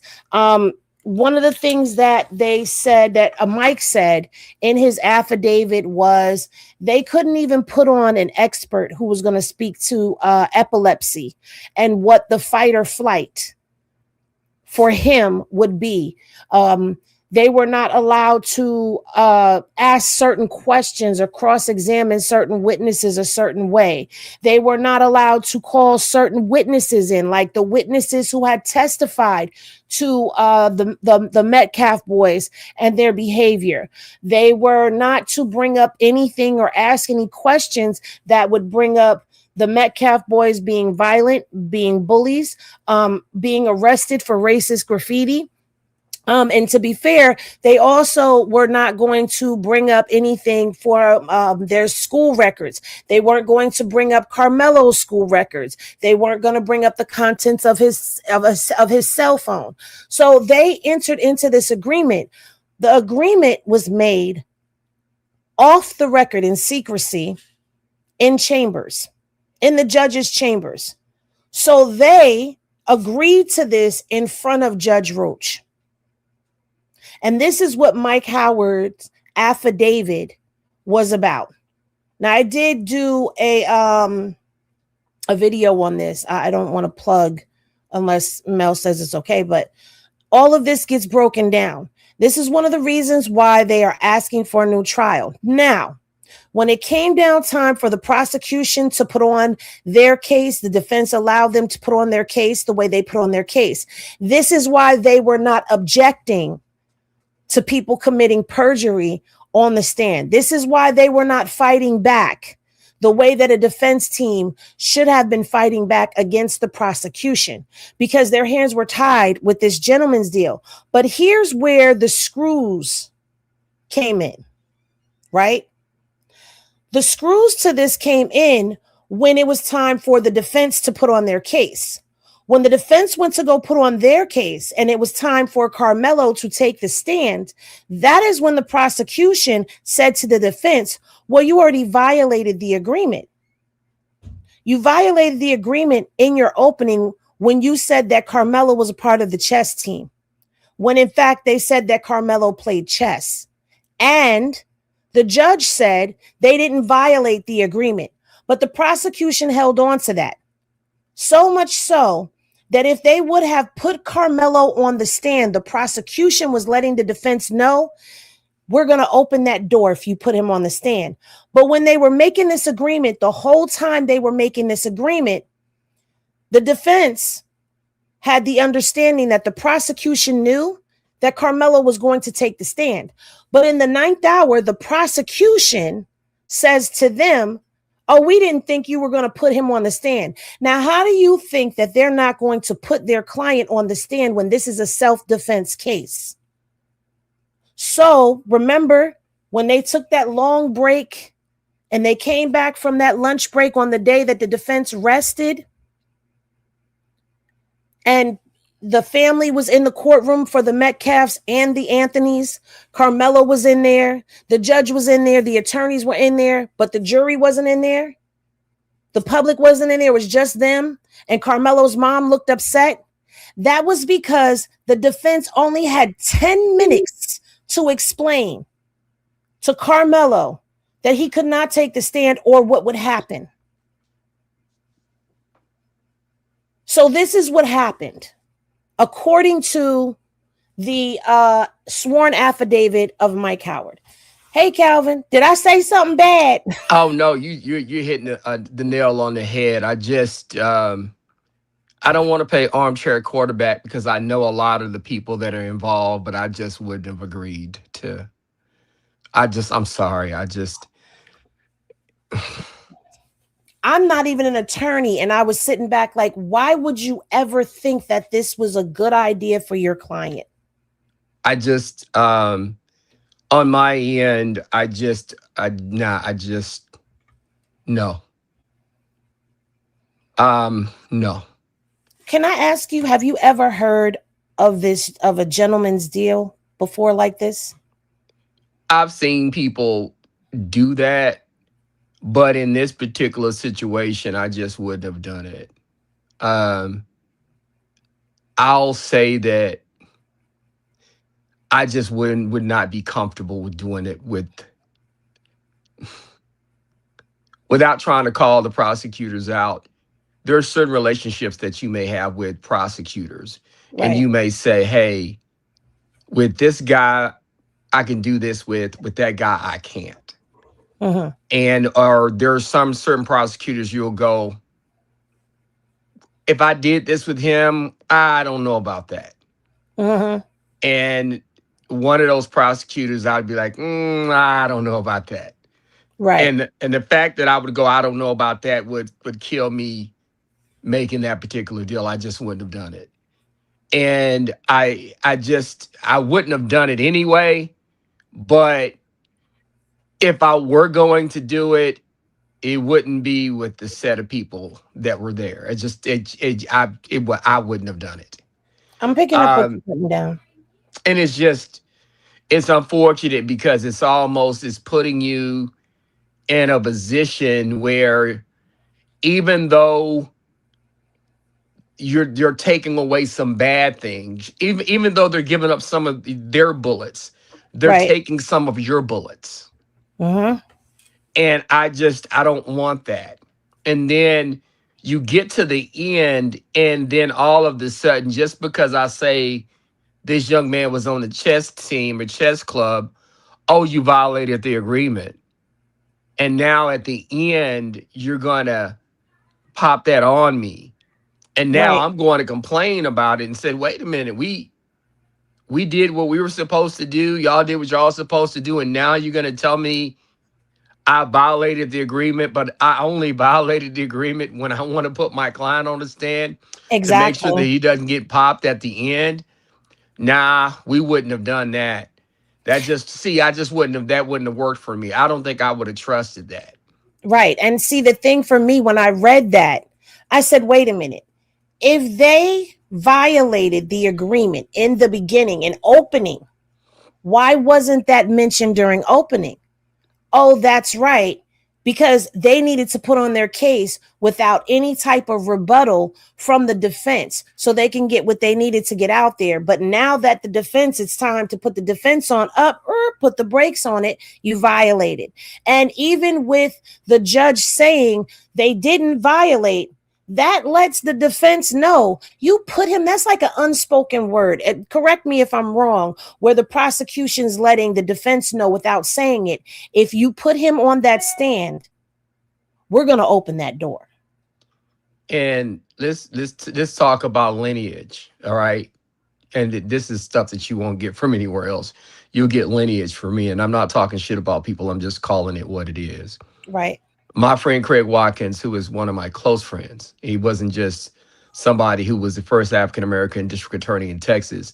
That was like my brother. Craig Watkins was my brother. He ended up winning Dallas County District Attorney for the race. Became the first African American district attorney here in Dallas County. He beat he he beat I think at the time Toby Shook was running. Yeah, he beat Toby Shook. And Toby Shook had worked for Bill Hill, and Bill Hill had worked for Henry Wade. And so that y'all understand who Henry Wade is, and I'm not, I'm just going to give y'all a little bit of history. Texas has sent more people, especially of color, to death row than any state in the United States, right? Y'all know that, right? Henry Wade wrote the book on how to pick juries, on how to pick juries that will give people of color the death penalty. He knew how to do it the best way. He knew how to pick juries to eliminate people of color from the juries. He knew how to pick juries to get the best people that would probably give the death penalty to people of color and get the most guilty verdicts to the people of color. So when you talk about what you're dealing with, those particular DAs kind of come from Dallas. They end up in Collin County, but they come from the lineage of working under that lineage of DAs. So as an African-American attorney, I'm not in this type of situation with the stakes this high. There will be no gentleman's agreement. There just will not be. You can't do that. And the reason why I say that is because historically, when you look at the situation that you're in and you look at that lineage that comes from, there's no way that I'm going to, especially as an African-American attorney with all of the racial stuff going on around this case, that I am going to make a gentleman's agreement with you, because I know a couple of things. Number one, you are doing what you need to do to be able to keep your job in your county. Let's take color out of it for a minute. No, let's put color in it for a minute. The people of Collin County are majority white, and they have a high immigrant population, and they're 11% Black. So they are highly Republican in Collin County. They are very pro law enforcement, very pro district attorney office, very pro, hey, Republican, very pro, we want to make sure that we are tough on crime, right? Right. So Mr. Worski and those particular prosecutors and the judges elected up there are going to do what the people of Collin County have elected them to do, which is when a alleged crime is committed, is to be as hard and as tough on crime as possible. Now, we do have the Constitution, but let's be realistic. They are going to be tough and hard on crime as possible. Right. So in that situation, why would you make a gentleman's agreement? Right. There's no reason to make a gentleman's agreement with people in that particular situation. You might as well just let it play out. You just got to let it play out, because you cannot make a gentleman's agreement, because when it comes down to it, At any point that they think that you are going to get an advantage by that gentleman's agreement, they are going to blow that agreement up. Because the people have elected those particular individuals, the judge and the district attorney's office, to be tough on crime. And they're doing the job that the people of Collin County have elected them to do. So, So therefore, if I'm the defense attorney for Karmelo Anthony, I must protect his rights. So, if I'm going to protect his rights, there's nothing in the Constitution that says I have to make a gentleman's agreement with anybody. right. So, why would I make a gentleman's agreement with anybody and play with his constitutional rights? I wouldn't do that. You shouldn't do that. There's no way in hell I do that. Because in my mind, I'm thinking, well, wait a minute. I don't want to make any gentleman agreement with them. I want to make sure that I get every objection. I want to make sure everything plays out. I want to make sure that every opportunity for them to make a mistake happens. So maybe I can get something on appeal, so that maybe I can get to the Court of Appeals, or maybe I can get to the Supreme Court if I have to, or maybe I can get another set of eyes on this just in case I lose. Right. Why would I do that in a county that is elected judges and prosecutors that are tough on crime? No, I shouldn't have done that. And this is not a swipe at Judge Roach or any of the prosecutors up there. This is just me being advocating for my client. I'm not making any damn gentleman's agreements. That's just between me and you. I'm not doing that. Right. So, Calvin, let me ask you a question about this, because it's something that was running through my mind as I'm reading this affidavit. I'm like, okay, so Shook was the lead attorney. Mm-hmm. No. No, Howard is. Howard. No. Howard is. Yeah. Shook was just helping. No, Shook was just helping. Shook was So- brought on. So Howard now was lead. that makes it even worse, because I thought Toby Shook was over the case and Mike Howard was like second chair. No. So now Mike Howard blew this whole gentleman's agreement up that he himself entered into, even though the way it was reading in that affidavit was as if Toby Shook entered into the agreement. Let me explain to you, and I always try to tell people this right now. This situation, you can't blame Toby Shook for it. Mike Howard was the lead attorney. And I see Mike all the time. I'm not ragging on him, but I just wouldn't have done it. I'm just telling it what it is. Because I know a lot of people. I just preface it by saying I don't want to be an armchair quarterback, but there's just certain things that I wouldn't do. And I'm not doing a gentleman's agreement. But Mike Howard was in charge of the case. Toby was just helping out. He, at the end of the day, because Mike is the lead attorney, Mike gets to make the decisions. So Mike is the lead attorney. When you are set up like this and doing what you're doing, like right now, Russell Wilson is the lead attorney on the appeal. So everything's going to go through Russell. Wow. And so that's just what it is. Toby was just helping. He was just helping out, because typically when you go up there in Collin County, you don't want to be one attorney and you got 2 or 3 attorneys on the other side, and you're trying to pay attention to your client, pay attention to the jury, pay attention to questions. You at least want to have another attorney sitting there with you. Right. So it wasn't, Toby's number one priority to run that case. It's Mike's case to run. Because Toby was brought on the back end. Right. Well, I mean, with the gentleman's agreement out, even with the recusal of Judge Roach, which I already knew he was going to refuse to step down. Mm-hmm. And then you get to this video, and then we have these questions that if you read the gentleman's agreement, you understand what was going on in the case. Mm-hmm. You still have the question, like, how? And I don't know if my how is because I'm just in disbelief, because I'm not ignorant. I'm very intelligent. But that how echoes so loud. Like, how can this happen? I guess happen in 2026. How can this happen? It could happen because you should never allow yourself to enter in a gentleman's agreement like that, because you didn't do it really on the record. So you can't go back and say anything. Now you have to do an affidavit. You even had to do an affidavit because you didn't do it on the record, right? So you even had to go back and do an affidavit after the fact. Oh, but that's the other thing. He said that they wrote something up on, like, and it's my word, on like a bogus motion sheet and hand delivered it. And I'm like, I'm reading this and I'm thinking to myself, like, wait, you're hand delivering and passing stuff in front of the judge in the judge's chambers. We're not doing that. I'm not gonna What? do that. I'm not gonna do that. And see, one of the things, prosecutors and defense attorneys can do that stuff if they want to. I wouldn't do it. I'm not doing it. I'm not doing it. I'm just not gonna happen. Not up there, not in that situation. I'm not gonna do it. And the reason And, why you don't do it is because when something like this happens, what are you gonna do? and now And I this looks just bad. no. This looks Yeah. bad. And then the thing about how often, and I'm not if I don't, I'm not trying to get you into any trouble. I'm just asking a question, and it's no dig towards one particular person or anything. It's just a general question.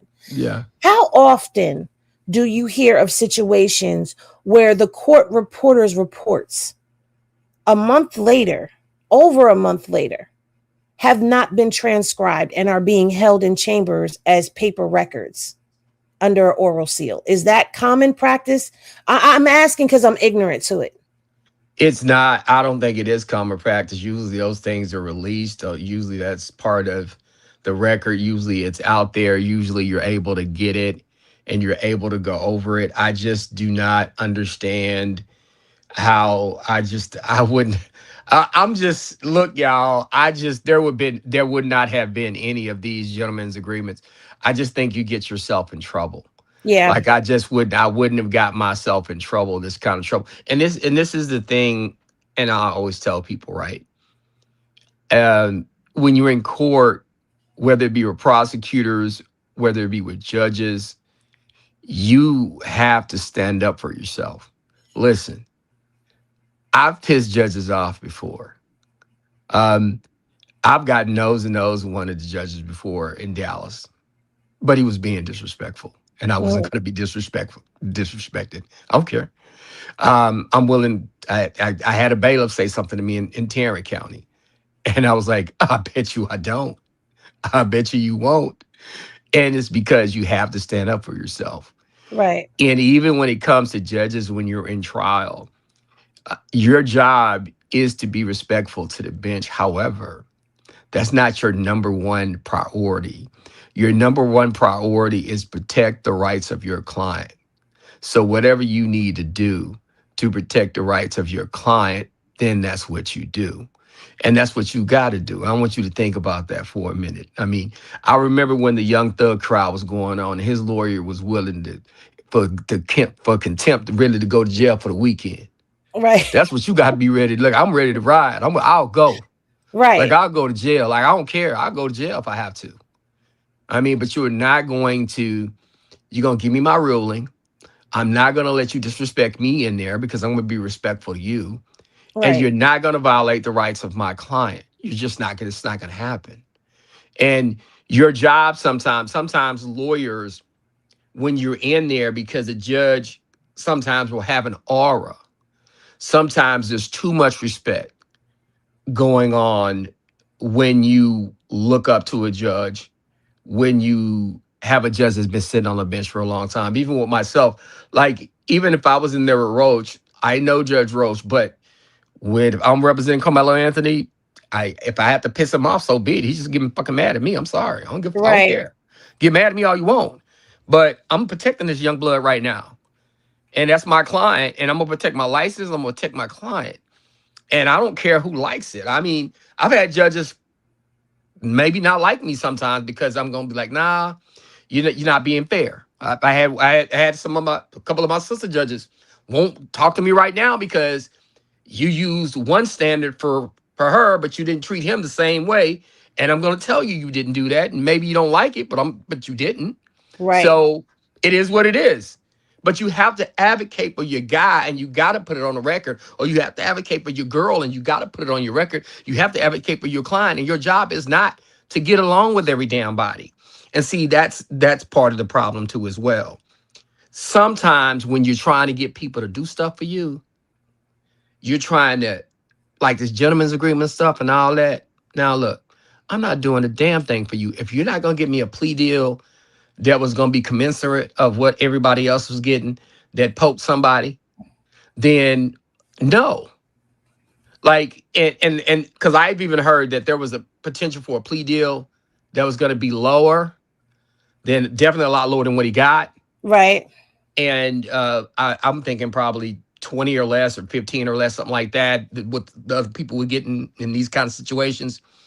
If we're not in that situation, then what can you can't do anything for me. I'm just going to let it ride at that point. Like, and I have a situation right now. I always tell people I got a situation right now where they're offering a young lady who's never been in trouble before, had one bad night, got to drink and did something really stupid. They're offering her 15 years. She's never had a felony before. And I'm like, what? We'll just fight it. Because I'll either beat it or I'll lose and I'll get probation, or I'll lose and I'll get less than 15. But let's just go. I had somebody, and I even tell you recently, and this is the crazy part.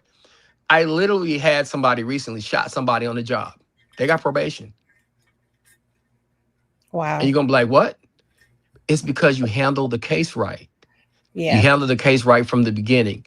We had the video. It was good video. I did not have a press conference. The other person was the aggressor. It was clear that the other person ran up on my client. It was clear that the other person ran up on my client, breast bumped her, cornered her, and started windmill punching her. I had my client mentally evaluated, and I had her pull her medical records. She suffers from claustrophobia, PTSD, and a bipolar. And she takes medication. And so when she gets in those situations, she gets fight or flight, right? Right. And in addition to that, once again, the girl that was attacking her was 5'10", 5'11", 260. My client was 5'6", 110. There was a size disadvantage. Right. I showed that. I prepped my client. I had my client testify. I explained why my client brought a gun to work. My client brought a gun to work. The only reason why she had the gun at work is because she drives a Kia. And people are like, what do you mean she drives a Kia? Well, in Dallas, the Kia boys were stealing all these cars. And she lived in this apartment complex, high crime area, apartment complex. Hell, every morning she would try going out their car. She was hoping her car would be there because they had busted the window before and they couldn't crack her steering column because they would try to steal her car. Right. So she was scared that she was going to get in the car one morning and somebody's going to pop out the back seat. Right. But we explained why she had the gun. We explained why she responded like she responded. Right. Not only that, she was extremely remorseful. My client was remorseful. Not just remorseful at the time of the incident. She was remorseful in court. She showed reflection. When I say show reflection, if she said, I couldn't believe it was happening. Everything was happening so fast. And my client was crying. She said, we were Black women. We should have solved it. We were supposed to talk that out. We were not supposed to let this escalate like it escalated. We were supposed to both have cooler heads. We were supposed to talk this out like grown women. You're in your high 30s. I'm in my high 30s. We were supposed to sit down and talk this out. You have children. I have children. This should have not escalated to this point. And if I had to do this all over again, there's no way in the world we should have let this escalate to this point. This was foolish on my part. I should have never let it happen. And you should have never threw your purse down and attacked me. And I should have never reacted in the way that I reacted. She showed reflection and she said, I apologize to you. I did not know that this was going to happen. I lost it for a minute. You were bigger than me. You ran down on me. You're bigger than me. I don't fight. I'm not a good fighter. I have issues. I'm sorry. And she was crying. She apologized. But she showed reflection. You got to think about and that. accountability. And accountability. See, But this is what happens when you let the client take the stand and you prep them. And this bingo. is what I was saying. I don't care what was in his phone because based off of, I was looking at the way that they set up what they weren't bringing into court. And so I said, all right, so there's something in both of their school records. There's something in an arrest record, which we find out later on when we kept reading. There's something in Karmelo's phone. But I said that, remember? You did. You did. You absolutely did. And I feel like based on everything that they laid out that they were trying to keep out of court when it came down to the Metcalfs, whatever was in your phone, whatever was in your school record, we could have easily found a way. A good attorney is going to find a way. I'm going to explain it. Okay. I'm going to minimize it. You know what I'm going to do? I'm going to put them up there and I'm going to put it out there first. I'm going to tell it my way first. It's one-on-one. Tell it your way first. Get out there, put that information out there first. Tell it your way first before they tell it. Mm-hmm. Control the narrative. Right. Tell it your way first. And then flip then when it comes to the Metcalf boys, hey, then attack what they said, attack what's in their phones.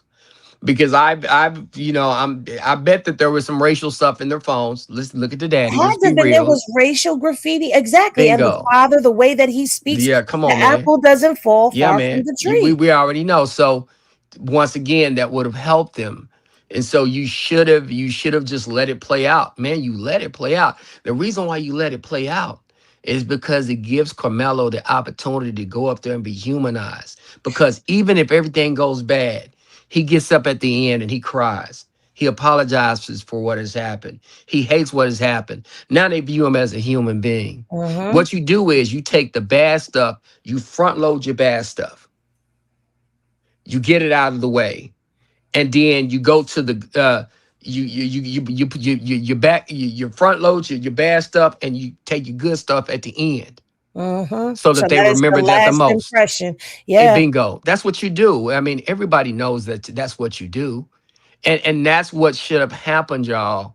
And you prep your witness, and that's what you do. You don't let your witness be afraid. Man, I'd have had Karmelo, I'd have had him ready. Yeah. We would have been scared of Worski. I'd have drilled him. If they would have brought that cheerleader email in and had them come in and testify and speak to the behaviors, speak to what they've witnessed on the field and off the field, and come on. Look. He blew this. Listen, I'm hoping that Russell Wilson, I really hope that with everything, because this is outrageous. Well, I'm hoping that they give him a new trial and they do recuse Judge Roach, because he can't preside over this case again after everything that I've read. That's just my opinion. That's Henny saying that. But I'm gonna tell y'all this too. A lot of this is more on that gentleman's agreement too. And I'm gonna tell you why. The reason why I'm focusing on that gentleman's agreement, because it really cut out about 40 to 50% of what could have been used. I'd say really cut out about half of what could have been discussed.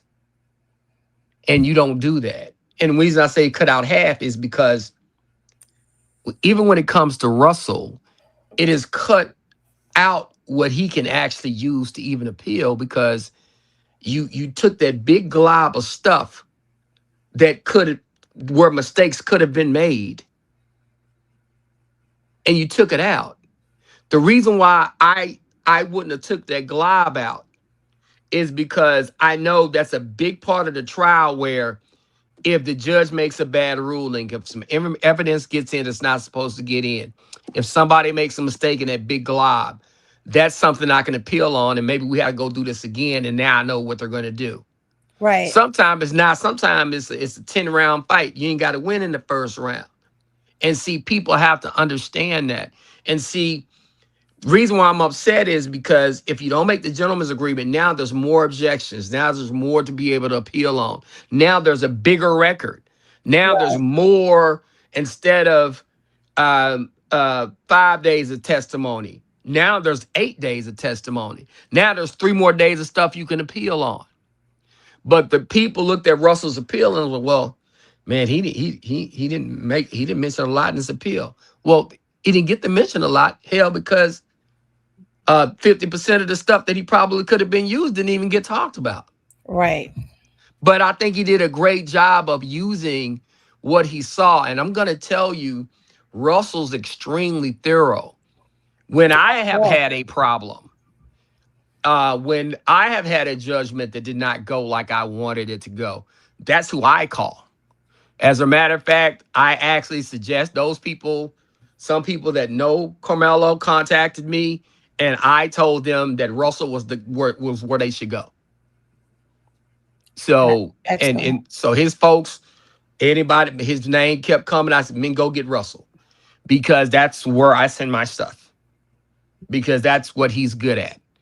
And believe me, you may look at something that he's appealing on and say, "Oh, that doesn't look that strong." Believe me, if Russell is appealing on it, then he's done the research to say, "Hey, I'm going to make a great argument there, and that might be the best thing we got based on what's here." Right. But y'all, I hate I have to go. It's getting late. I just want to drop in and, of course, throw my assist like Jason Kidd. So, but I got to go eat and I got to get to bed. All right. Hey, I love y'all. Keep doing a great job. Great breakdown, Mel. I appreciate this video, man. I'm watching it. Man, you're right, man. When you look at it, you see the swing. You see, you kind of see where, Karmelo gets up, and you see the launching of Austin, and you see Hunter, and yeah, you can see it. So it's pretty clear, man. So I'm glad that you did this. The defense should have done that with all the money that they had to be able to do it. That should have happened. Exactly. All right, y'all. We'll see you Sunday. Have a good night, Calvin. Take care. All right. So we have a few people in that are struggling. I guess they want to at least see the video. So I guess they're gonna have to watch the video because they're having a hard time tonight. So yeah, so let me really quickly go through this. That's shout out to Calvin for doing that. That's so amazing. So all right, guys, so we're gonna go through the video briefly again. And you can chime in whenever you feel like it, Henny. So at first you have this is Austin, okay? Where is Jen at? I saw Jess, Jen. I need you guys to front stage where you're at. And a few others. Who else is having some issues here tonight? Okay. All right. So you see Austin here, and he goes over and he pushes Karmelo. Okay. See that? Okay. You can see Austin bounce back. I guess apparently once he's struck, he bounces back. He's leaning back almost as though, he took that hit in the chest. Okay. All right. So now I want you to focus. This area here is where Karmelo and Hunter was, according to the courtroom testimony, also I showed you guys, Hunter sitting right in front of Karmelo. So first we're going to see how Karmelo runs up. And you see his head here at the top of the tent. right. He ran away. Now you see Hunter there by himself. Do you guys see it? Yep. Clear as day. Okay, Well, he's not right clear there. as day, but we can make it out. Now notice how Hunter swings. Mm-hmm. How he swings at Karmelo. You see that? Yep. You see that? You see that punch there? And we also observe that he's on his knees. You can see his knees are bent here. Yep. And you can see his shoes. And as I move it over, you'll see it a little bit clearer. Actually, I need to come back a little bit. Okay, so you can see right here, he's on his knees. Let me get the shoe frame. Okay, you can see his two shoes right here. These are his feet. He's on his knees, okay? Now you're gonna see him get up off of his knees. He's on his knees on the bench that he was previously sitting on. In the court, I mean, in the video, he said he was sitting around, and then he turned his head and he saw his brother grab the backpack. Well, we know that that's a lie now. We know that that's a lie because he wasn't even turned around sitting in his seat like he said in the video. He's on his knees. Okay. Mhm. Now watch this. He gets up and he runs out of the back of the tent behind Carmelo. Look at there. So you see that? So now I'm gonna go back to where he swung at him with the punch. Okay, right here. He swings at him, boom. Right. So that's more than one person for those of you who are coming in and having a hard time understanding what we're talking about tonight. All right. Take it. You should take it back for them to see. Okay. Again, from where right before Austin involved, and that last swing. Yeah, I'm gonna believe you me. I'm gonna milk it right all the way out. So, but I got to go real slow because we now we have the people coming in who are having a hard time processing this. So you see the swing here, right? That's not Austin. That is Hunter. Okay, you see that? Okay, now as I go forward, you can see his knees are on the bleacher. He gets up and he runs out. You see that? But now we go back to the swing again. We go back to the swing. Okay. And when I reverse it from the swing, look at what happens prior to the swing. He's on his knees and he's leaning down on top of Carmelo at the same time where basically you see Austin being stabbed. But even if you go back to when Austin starts off at the pole, now we're going to go all the way back. You see Austin at the pole. Notice that this body of Hunter, where is it? He's on his knees, but he's facing Carmelo Right. even before Austin runs over there. So it's almost like Austin is going to break them up. Look at Right. Austin. Look at Austin. Look at that. You see that? Is he joining the fight or is he breaking it up? At any rate, you can clearly see that right here. That there's Austin on the left. You can see Hunter body on the right, and also in the background you see You see Carmelo. Carmelo's head. Carmelo head goes down that way Mm-hmm. when he gets that football move. So this is not what I sat through court. This is not what they described. Everybody described that Hunter just remained politely seated on the bench, and all this was happening around him. Well, now the video shows us something different, right? It does. Look at this right here. You don't see. Does this look like? Forget about Austin. Look at what this Hunter move right here. Does that look like a power punch, or is that a soft? That's a powerful What punch. do you That guys is want not to a call it? gentle, hey, get out of here. Those guys don't even give that they would just gently tap, like, hey, could you please exit the tent? Can you please leave? That's not what they give. Yeah. So let's get it clear for people like Jeff who are having a hard time.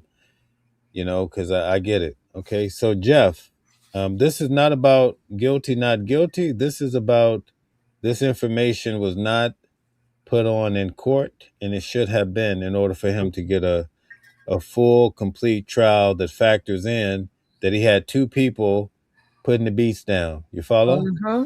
It's not just one. So if you trying to help a guy have a fair trial, all of this information should have been there. I started off by explaining the first witness in the case as I sat there and listened to the video expert myself. This is not something that I obtained from someone else.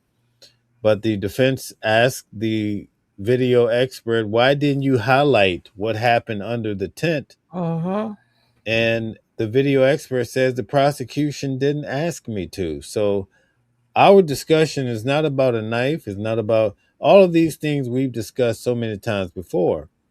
Today I'm showing you in the video very clearly that at least two individuals had were attacking Carmelo. Now, maybe they had a legit reason in their mind because he said, "Oh, you guys suck at football," or your mama joke. I have nothing to do with that.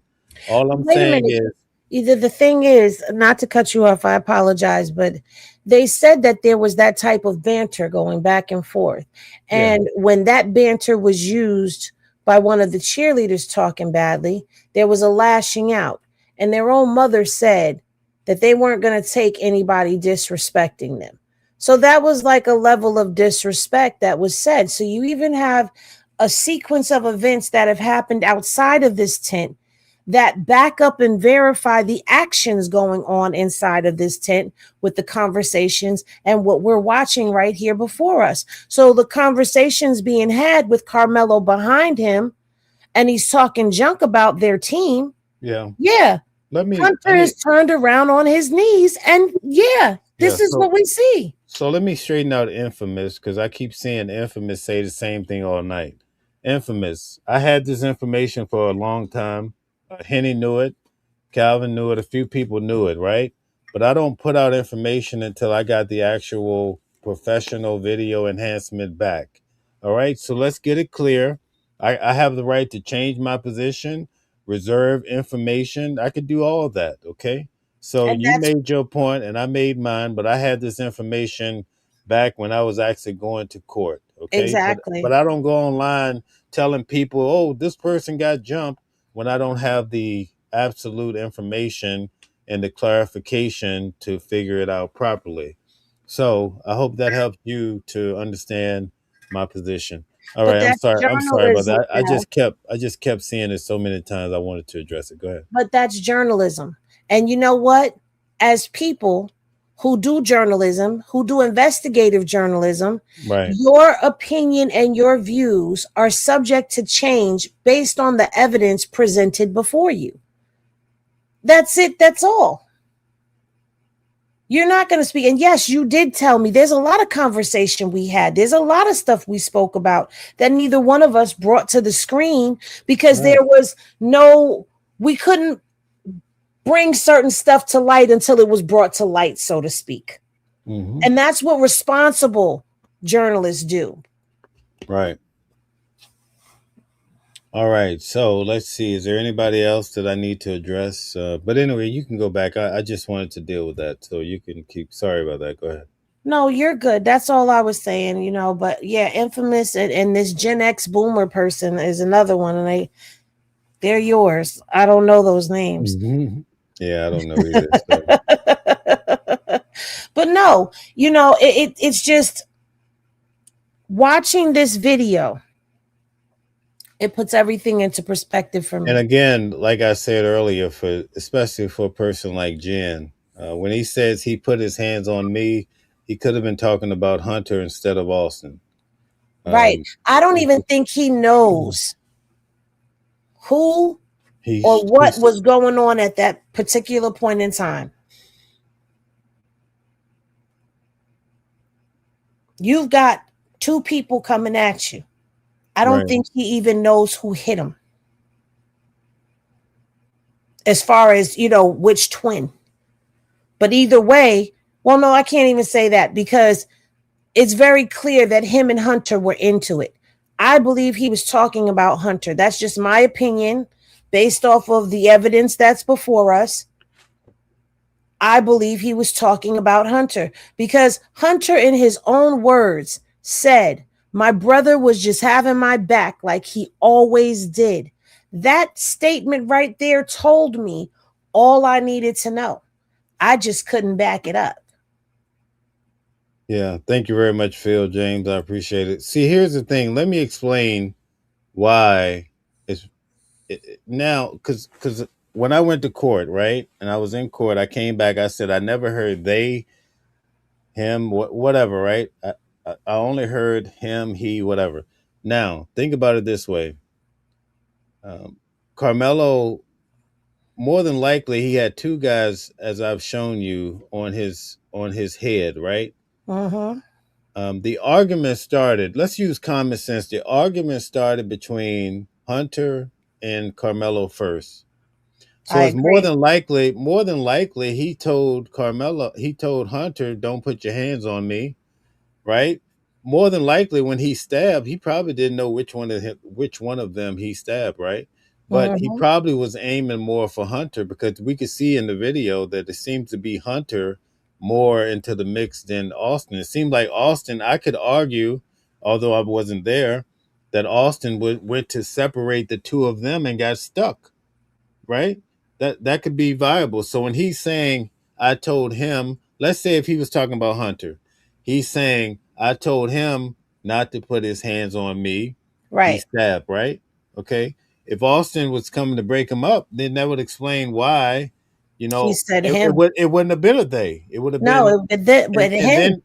then he find out, okay, that it's Austin that took the hit. Okay, so we don't really know, but what I'm saying is I show you in the video. Let me show for the people that are having a hard time tonight. One last time, I just want to show this right here. You see this right here? This is not politely sitting down. No. This is Hunter being involved, swinging at him. When I back it up, where follow Hunter right here. As I back it up to the move before the swing, look at his body movement. It's forward. You can see, you see that? You see that's his head right there. Mm-hmm. Okay, you see that? So he's leaned in right on. Look at there. There you see. Look at there. Right here. With his arm up, coming down. Focus on the arm right there. That's what this person is doing. That you guys have the audacity to try to say he That was sitting there minding his business. this is What's what that arm is doing. This. It's okay? coming down. So look, and then he comes back up on his knees. Now watch this, and he swings with the left. Boom, misses. You see that? So now the argument, these guys, right? These people, they say, oh well, okay, well, forget that. He shouldn't have stabbed him. You know, they start losing their argument that they said all Mm-hmm. day that, oh no, it was just a soft push on the shoulder. Right. Now they're starting to pout and say, oh well, you shouldn't have a knife at school. That's not the point we're making, right? So you're pouting for no reason. We're just saying that I'm just showing that there's more to this than what we heard in court. Okay. And Absolutely. I know you have a hard time accepting it, but you might as well get used to it because now a good attorney that's worth their weight in gold, it should be able to do this at a higher level and bring it to the court's attention. All right. So Can I add one more thing? yeah, go right ahead. I just Said, wanted to straighten a few people out. Go ahead. this video right here, this what we're watching, this explains why Jeff Metcalf said that the school messed up showing that video. They almost messed the whole thing up by showing that video. You see what I'm saying? You got to look at what's going on and then piece together. This is a puzzle, you guys. And you've got to put the pieces of the puzzle together with what makes sense. It would make sense why this isn't highlighted in court. It would make sense why he would say that they almost messed it up showing that video. Why would it mess anything up? This is why. Why would Hunter even want to attack Karmelo? And you know what? I'm assuming that when Karmelo was talking trash, he was talking trash to Eddie. Like two friends sitting there talking, and he started telling Eddie, y'all are trash. Y'all are this, y'all are that. And Hunter being in front of him, who we now know there is a history of him not taking too kindly to that type of verbiage, because the cheerleader email tells us that, which his mother verified to be true, and even said that Hunter was likely to disrespect a female. Let's put these puzzles together. Let's put it together, people. Hunter hears this. Hunter turns around. Hunter goes at it with Karmelo.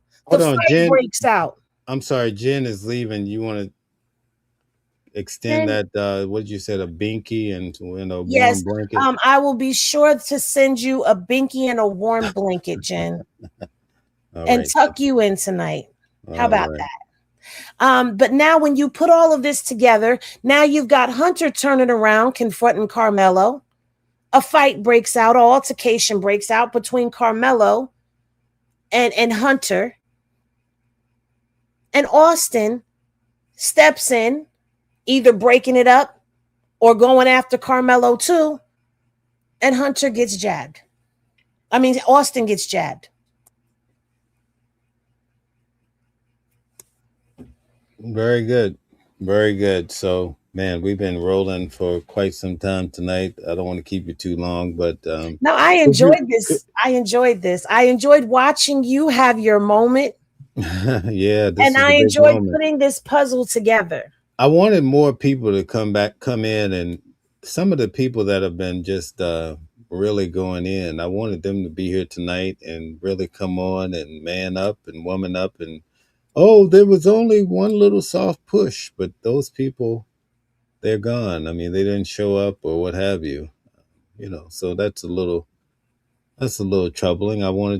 I was here for it tonight. They were saying, Maybe oh my God, there was no way that two people did that. And now that I showed it, it's like, oh, well, you can't take a knife to school event. Well, we know that, but what happened to the argument at hand? You know what I'm saying? yeah. What happened? I mean, Well, I maybe did. they'll be on the replay. No, I want them now. Are you not Are you having a entertained? tantrum? Yeah, I want them now. I want them now. Roll up, you know? But yeah, but real talk though, guys. Listen, if I was able to do this, why wasn't the defense? Why didn't the defense? What's up, Rich? Shout out to you. Why didn't the defense do this? I mean, Because of listen, the gentleman's deal. imagine if you're on the jury, right? And you found out that these guys had graffiti that was not so proper, right? And then you see this right here where you see right here, we're gonna run back one more time. So here we have Austin. You see Carmelo's head right here, but also Hunter is sitting in front of him. When Carmelo run away, you're gonna see Hunter here by himself. You can see Austin go over and push his head, and you see this is Carmelo's head right here. But you can still see the darkness of Hunter in Hunter. the mix too, Mhm. right? Okay, so once Austin gets stabbed, you see him take the arch like a man that's been punched in the stomach, stabbed. Uh-huh. He's falling backwards, right? Okay, he's falling backwards. He's falling backwards. Now, let's focus on Carmelo. Carmelo gets hit or whatever. He does what he does. Now you see his head above the top of the tent. Uh-huh. He has the hoodie on. But now you see Hunter standing up, or he's on his knees because you can see his 2 feet. You can see he has shorts on. You can see his knees. You can see the bend of his leg, right? You can see Yep. that. You can see it. So now let's just focus on Hunter, and you're gonna see him punch right here. Watch this, right there. You see Hunter punch right there. Boom. He Uh-huh. see that? Okay, so he's swinging. He's also not on the video. He says he's sitting there, and he hears Carmelo yapping off, I'm speaking loosely. He says he see his brother go and grab a backpack. How did you do all of that if you were on your knees and you were bearing down on Carmelo yourself? So that was cap. Exactly. In the modern vernacular of the young kids, that's cap. Anyway, so you see him on his knees. He's going to get up and start running out behind Carmelo. Look at this right here. You see this? See that? He gets up. You can see that's his mid area. His left leg is going up, and he attempts to run out, but then you can actually see his foot right there on the bleacher. Okay, so he attempts to run out behind Carmelo, and then according to the courtroom testimony, he heard his brother say, "I've been stabbed," and he started to run back. Okay, now let's focus on Hunter, and we're gonna go back to that swing. See the swing right here? Okay, we're gonna get the swing. That's the swing right there. You guys get it? Swing. Okay. Uh-huh. Now we're gonna back it up. Now look at his body. Look where his body was before he swung. See that? He was leaning in on you. Now Come on. you have Austin right here, and you have his brother. They're both surrounding Carmelo.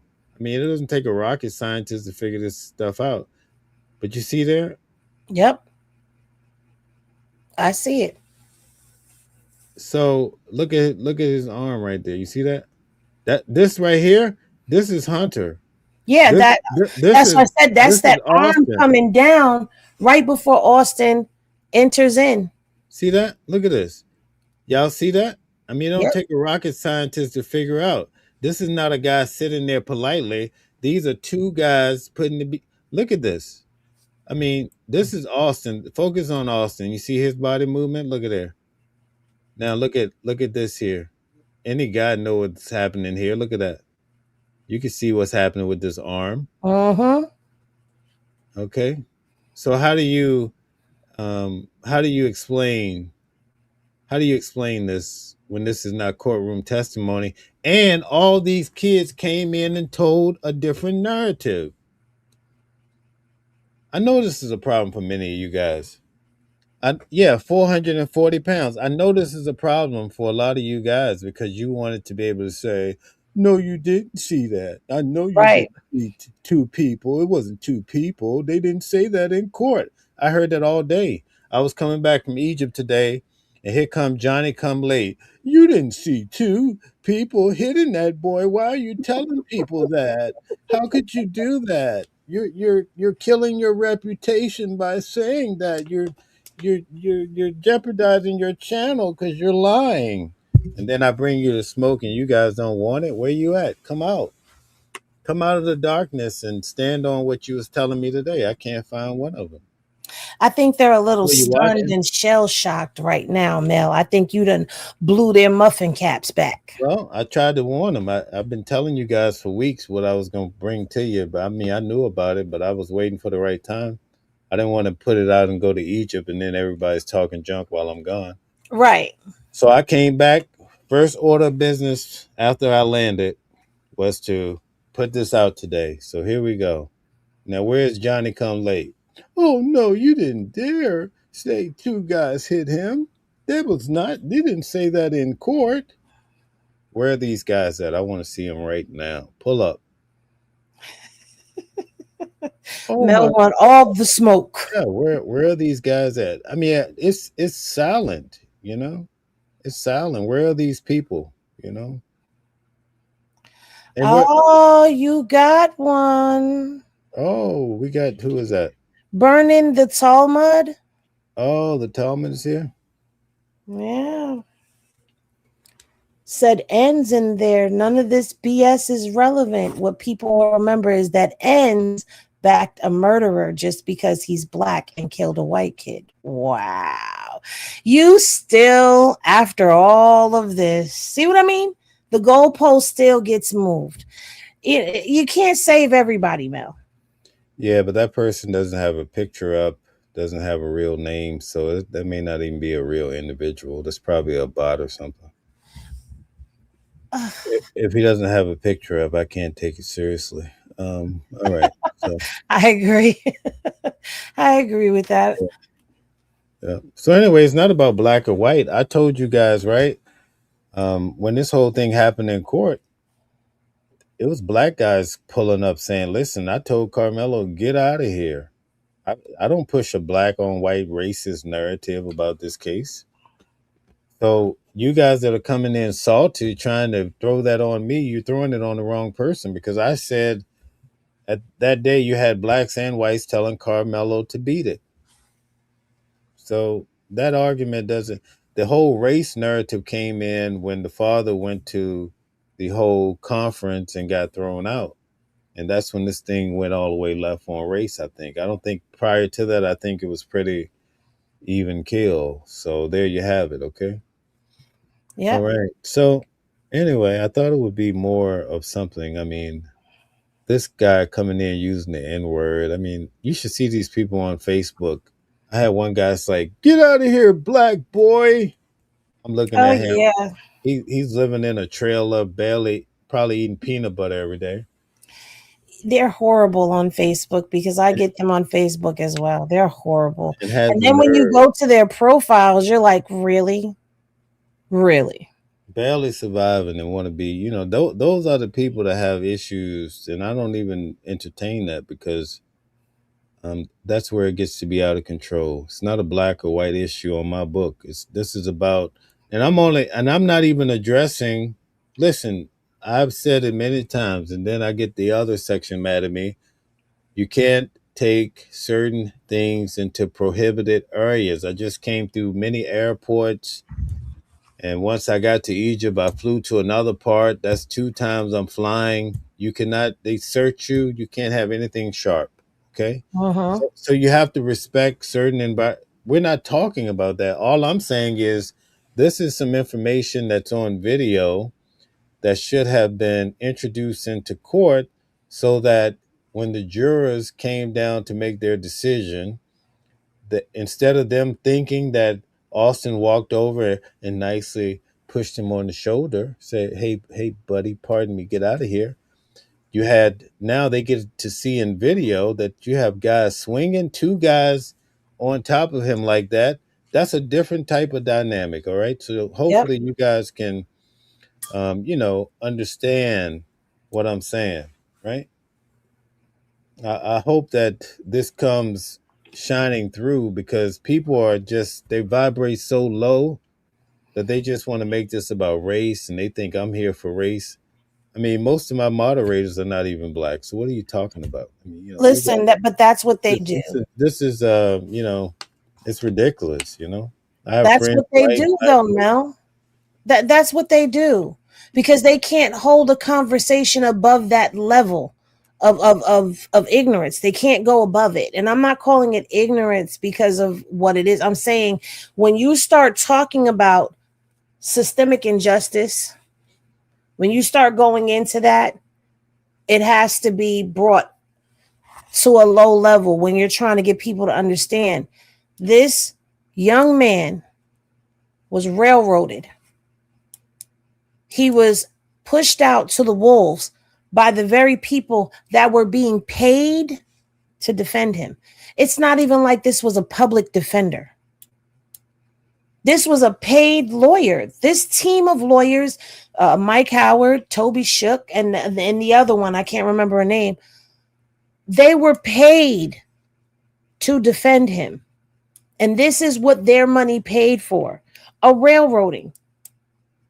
Now, we can go into other things, but right now what we're talking about is this video, and we're asking, why didn't the defense do what you just did? And they could have, with the money that they have been given, with the money that was raised for his defense, they could have got someone to clean this up and make it so crystal clear. And if not crystal clear like you and me, clear enough for us to be able to see more than what we're seeing right now. But hey, there's that gentleman's deal that comes into play that stops them from being able to put on a good case, which I don't understand why they still did not do this, because the more I think about it, this had nothing to do with the character.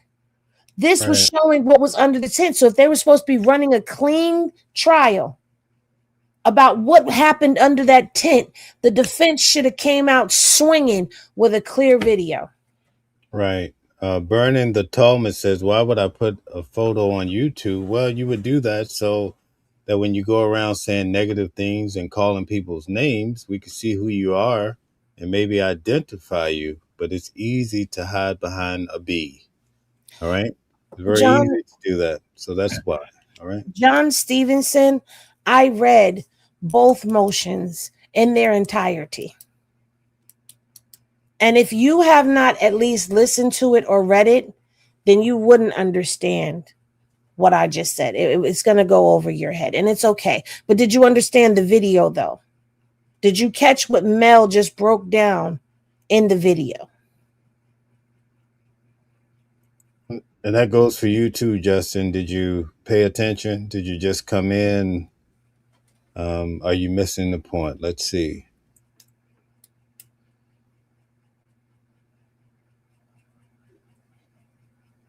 Well, here's the thing. Modifying a video, making it inadmissible in court, that's not true. Because if that's the case, when their video expert cleaned up the video, Right. them adding that highlight over Carmelo was modifying the video. Whew. Zooming Okay. in is modifying a video. See, don't talk to me about that because I went to school for digital media. So I understand about modifications to videos. And anytime you alter a video, a photo from its original state, it's modified. So they shouldn't have been able to submit the blurred, zoomed in version as the prosecution into court if that would be considered modifying a video. Just saying. Okay. Well, my Did you enjoy that, Mel? Because I see you smile. yeah. I like the way you had to clean them up a little bit, get them church ready. That's Exactly. cool. Removing the timestamps off of the videos was modifying the video. Good Okay. point. Good point. You're a good litigator, Yeah, that's why my mom and everybody's like, you should have went to law school to be a lawyer. Yeah, you do a great work. So, I mean, I think we've tonight we only had one purpose in mind. You know, there is no perfect discussion about this case because everybody feels, we all feel differently about different things. Some people say, well, it's okay to carry a knife or a multi-purpose tool for whatever reason. Some people say, no, that's wrong. We could go on forever. Tonight was strictly about what we showed you in the video, that more than one person were putting the hands on Carmelo. Mm-hmm. Okay? That's a serious matter. Okay? That's a serious matter. It should have been expressed to the jurors so that they could have made an informed decision in its totality. That's all we're saying. Now, all of you guys that are coming in and you're all upset because you're adding in your own ideas and ideology about this and that. I can't help you because number one, you came in late. Number two, you're not even on the same page. So that's what it is. It is what it is. All right. And infamous, I can't. Obviously, some of these people are having a hard time processing information. I They see. they have a hard time processing just common sense type of deals. So I'm not going to address that. I can't explain to you twice the same thing in one night. So it's just like when I explained that Carmelo came into the tent after the twins. Some people they just cannot grasp that. So I can't keep going on about it. All right. So, but I can tell you this: if you're hung up on other individuals and channels, I can help you totally focus on those channels. So, that's all I could tell you. I like the way you put that. So that's all I can tell you. All right. Let's see anything else. Anything else you want to break down? No, I think everything has been broken down as best it's going to be broken down today. I'm Right. actually going to get ready to get up out of here too. Right. Now, Justice says, infamous, I agree. We're collectively trying to learn and understand this puzzle. It's good to be humble. Now, can you believe the same person has been in the chat just chatting off away negatively has now found Jesus? Look, it's good to be humble. Nobody's perfect, but most of us have good intentions. This is the most bizarre thing that I've seen all night. This is unbelievable. After you behave like that, now you found the Lord. I'm not buying it. Anyway, thank you guys for tuning in. Tonight we're focusing on one point. And I think we've made that point quite well. Okay. Quite Yeah. well. All right. You did a great job, Mel. Thank you. Thank you. Thank you. I really do appreciate you for coming on tonight. It's nice to have Calvin pop in too. Yes, it was wonderful to have Calvin pop in. Yeah. And explain some things. That was great. This was a great one, Mel. Right. Thank you, Grumpy. Thank you. Infamous, you're not calling out anything. Henny told you even before all of that craziness happened with some of the loonies. We were under the impression that he, and again, as we explained tonight, I don't know, were you not here for the whole night? He was here. Until we have clarification as to what Austin was doing, you really can't go around using the word jumping, because it's not clear, because it appears that Hunter and Karmelo, that's where the aggression started. That's what it appears, okay? So if Austin went over to break it up, can you call that jumping?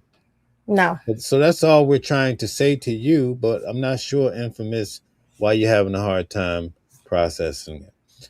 Thank you guys for tuning in. Henning, I'm going to let you close out tonight. But I tell you what, I can't sit through a show and continuously answer the same question all night from somebody that wants to. I don't understand. They really purposely want to misunderstand at this point. Yeah, I just don't get it. So why even be here? You know what I'm saying? Like, if it's bothering you so much about something that's a little bit of nothing, it just doesn't make sense to me. So anyway, what's up, M. Wallen? Shout out to you. And again, guys, don't make this about black and white over here.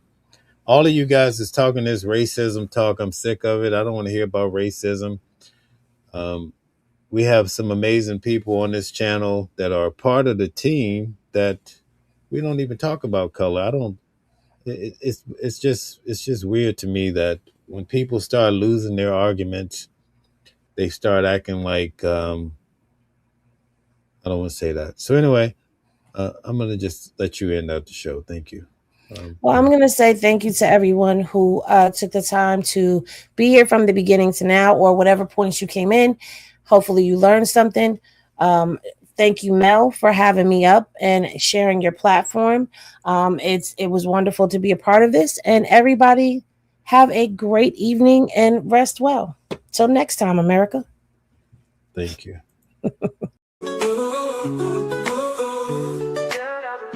Different voices, but the same song. Building a world where we all belong. Kindness leading the way, breaking the chains.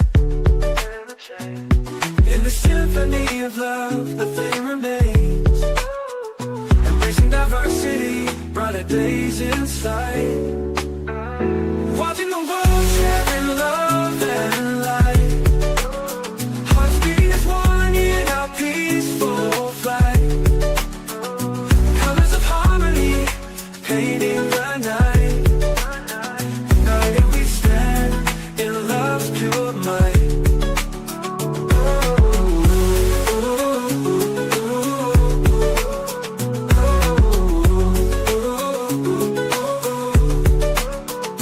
Watching the world sharing love and light. Hearts beating as one in our peaceful flight. The colors of harmony, painting the night. United we stand in love's pure might.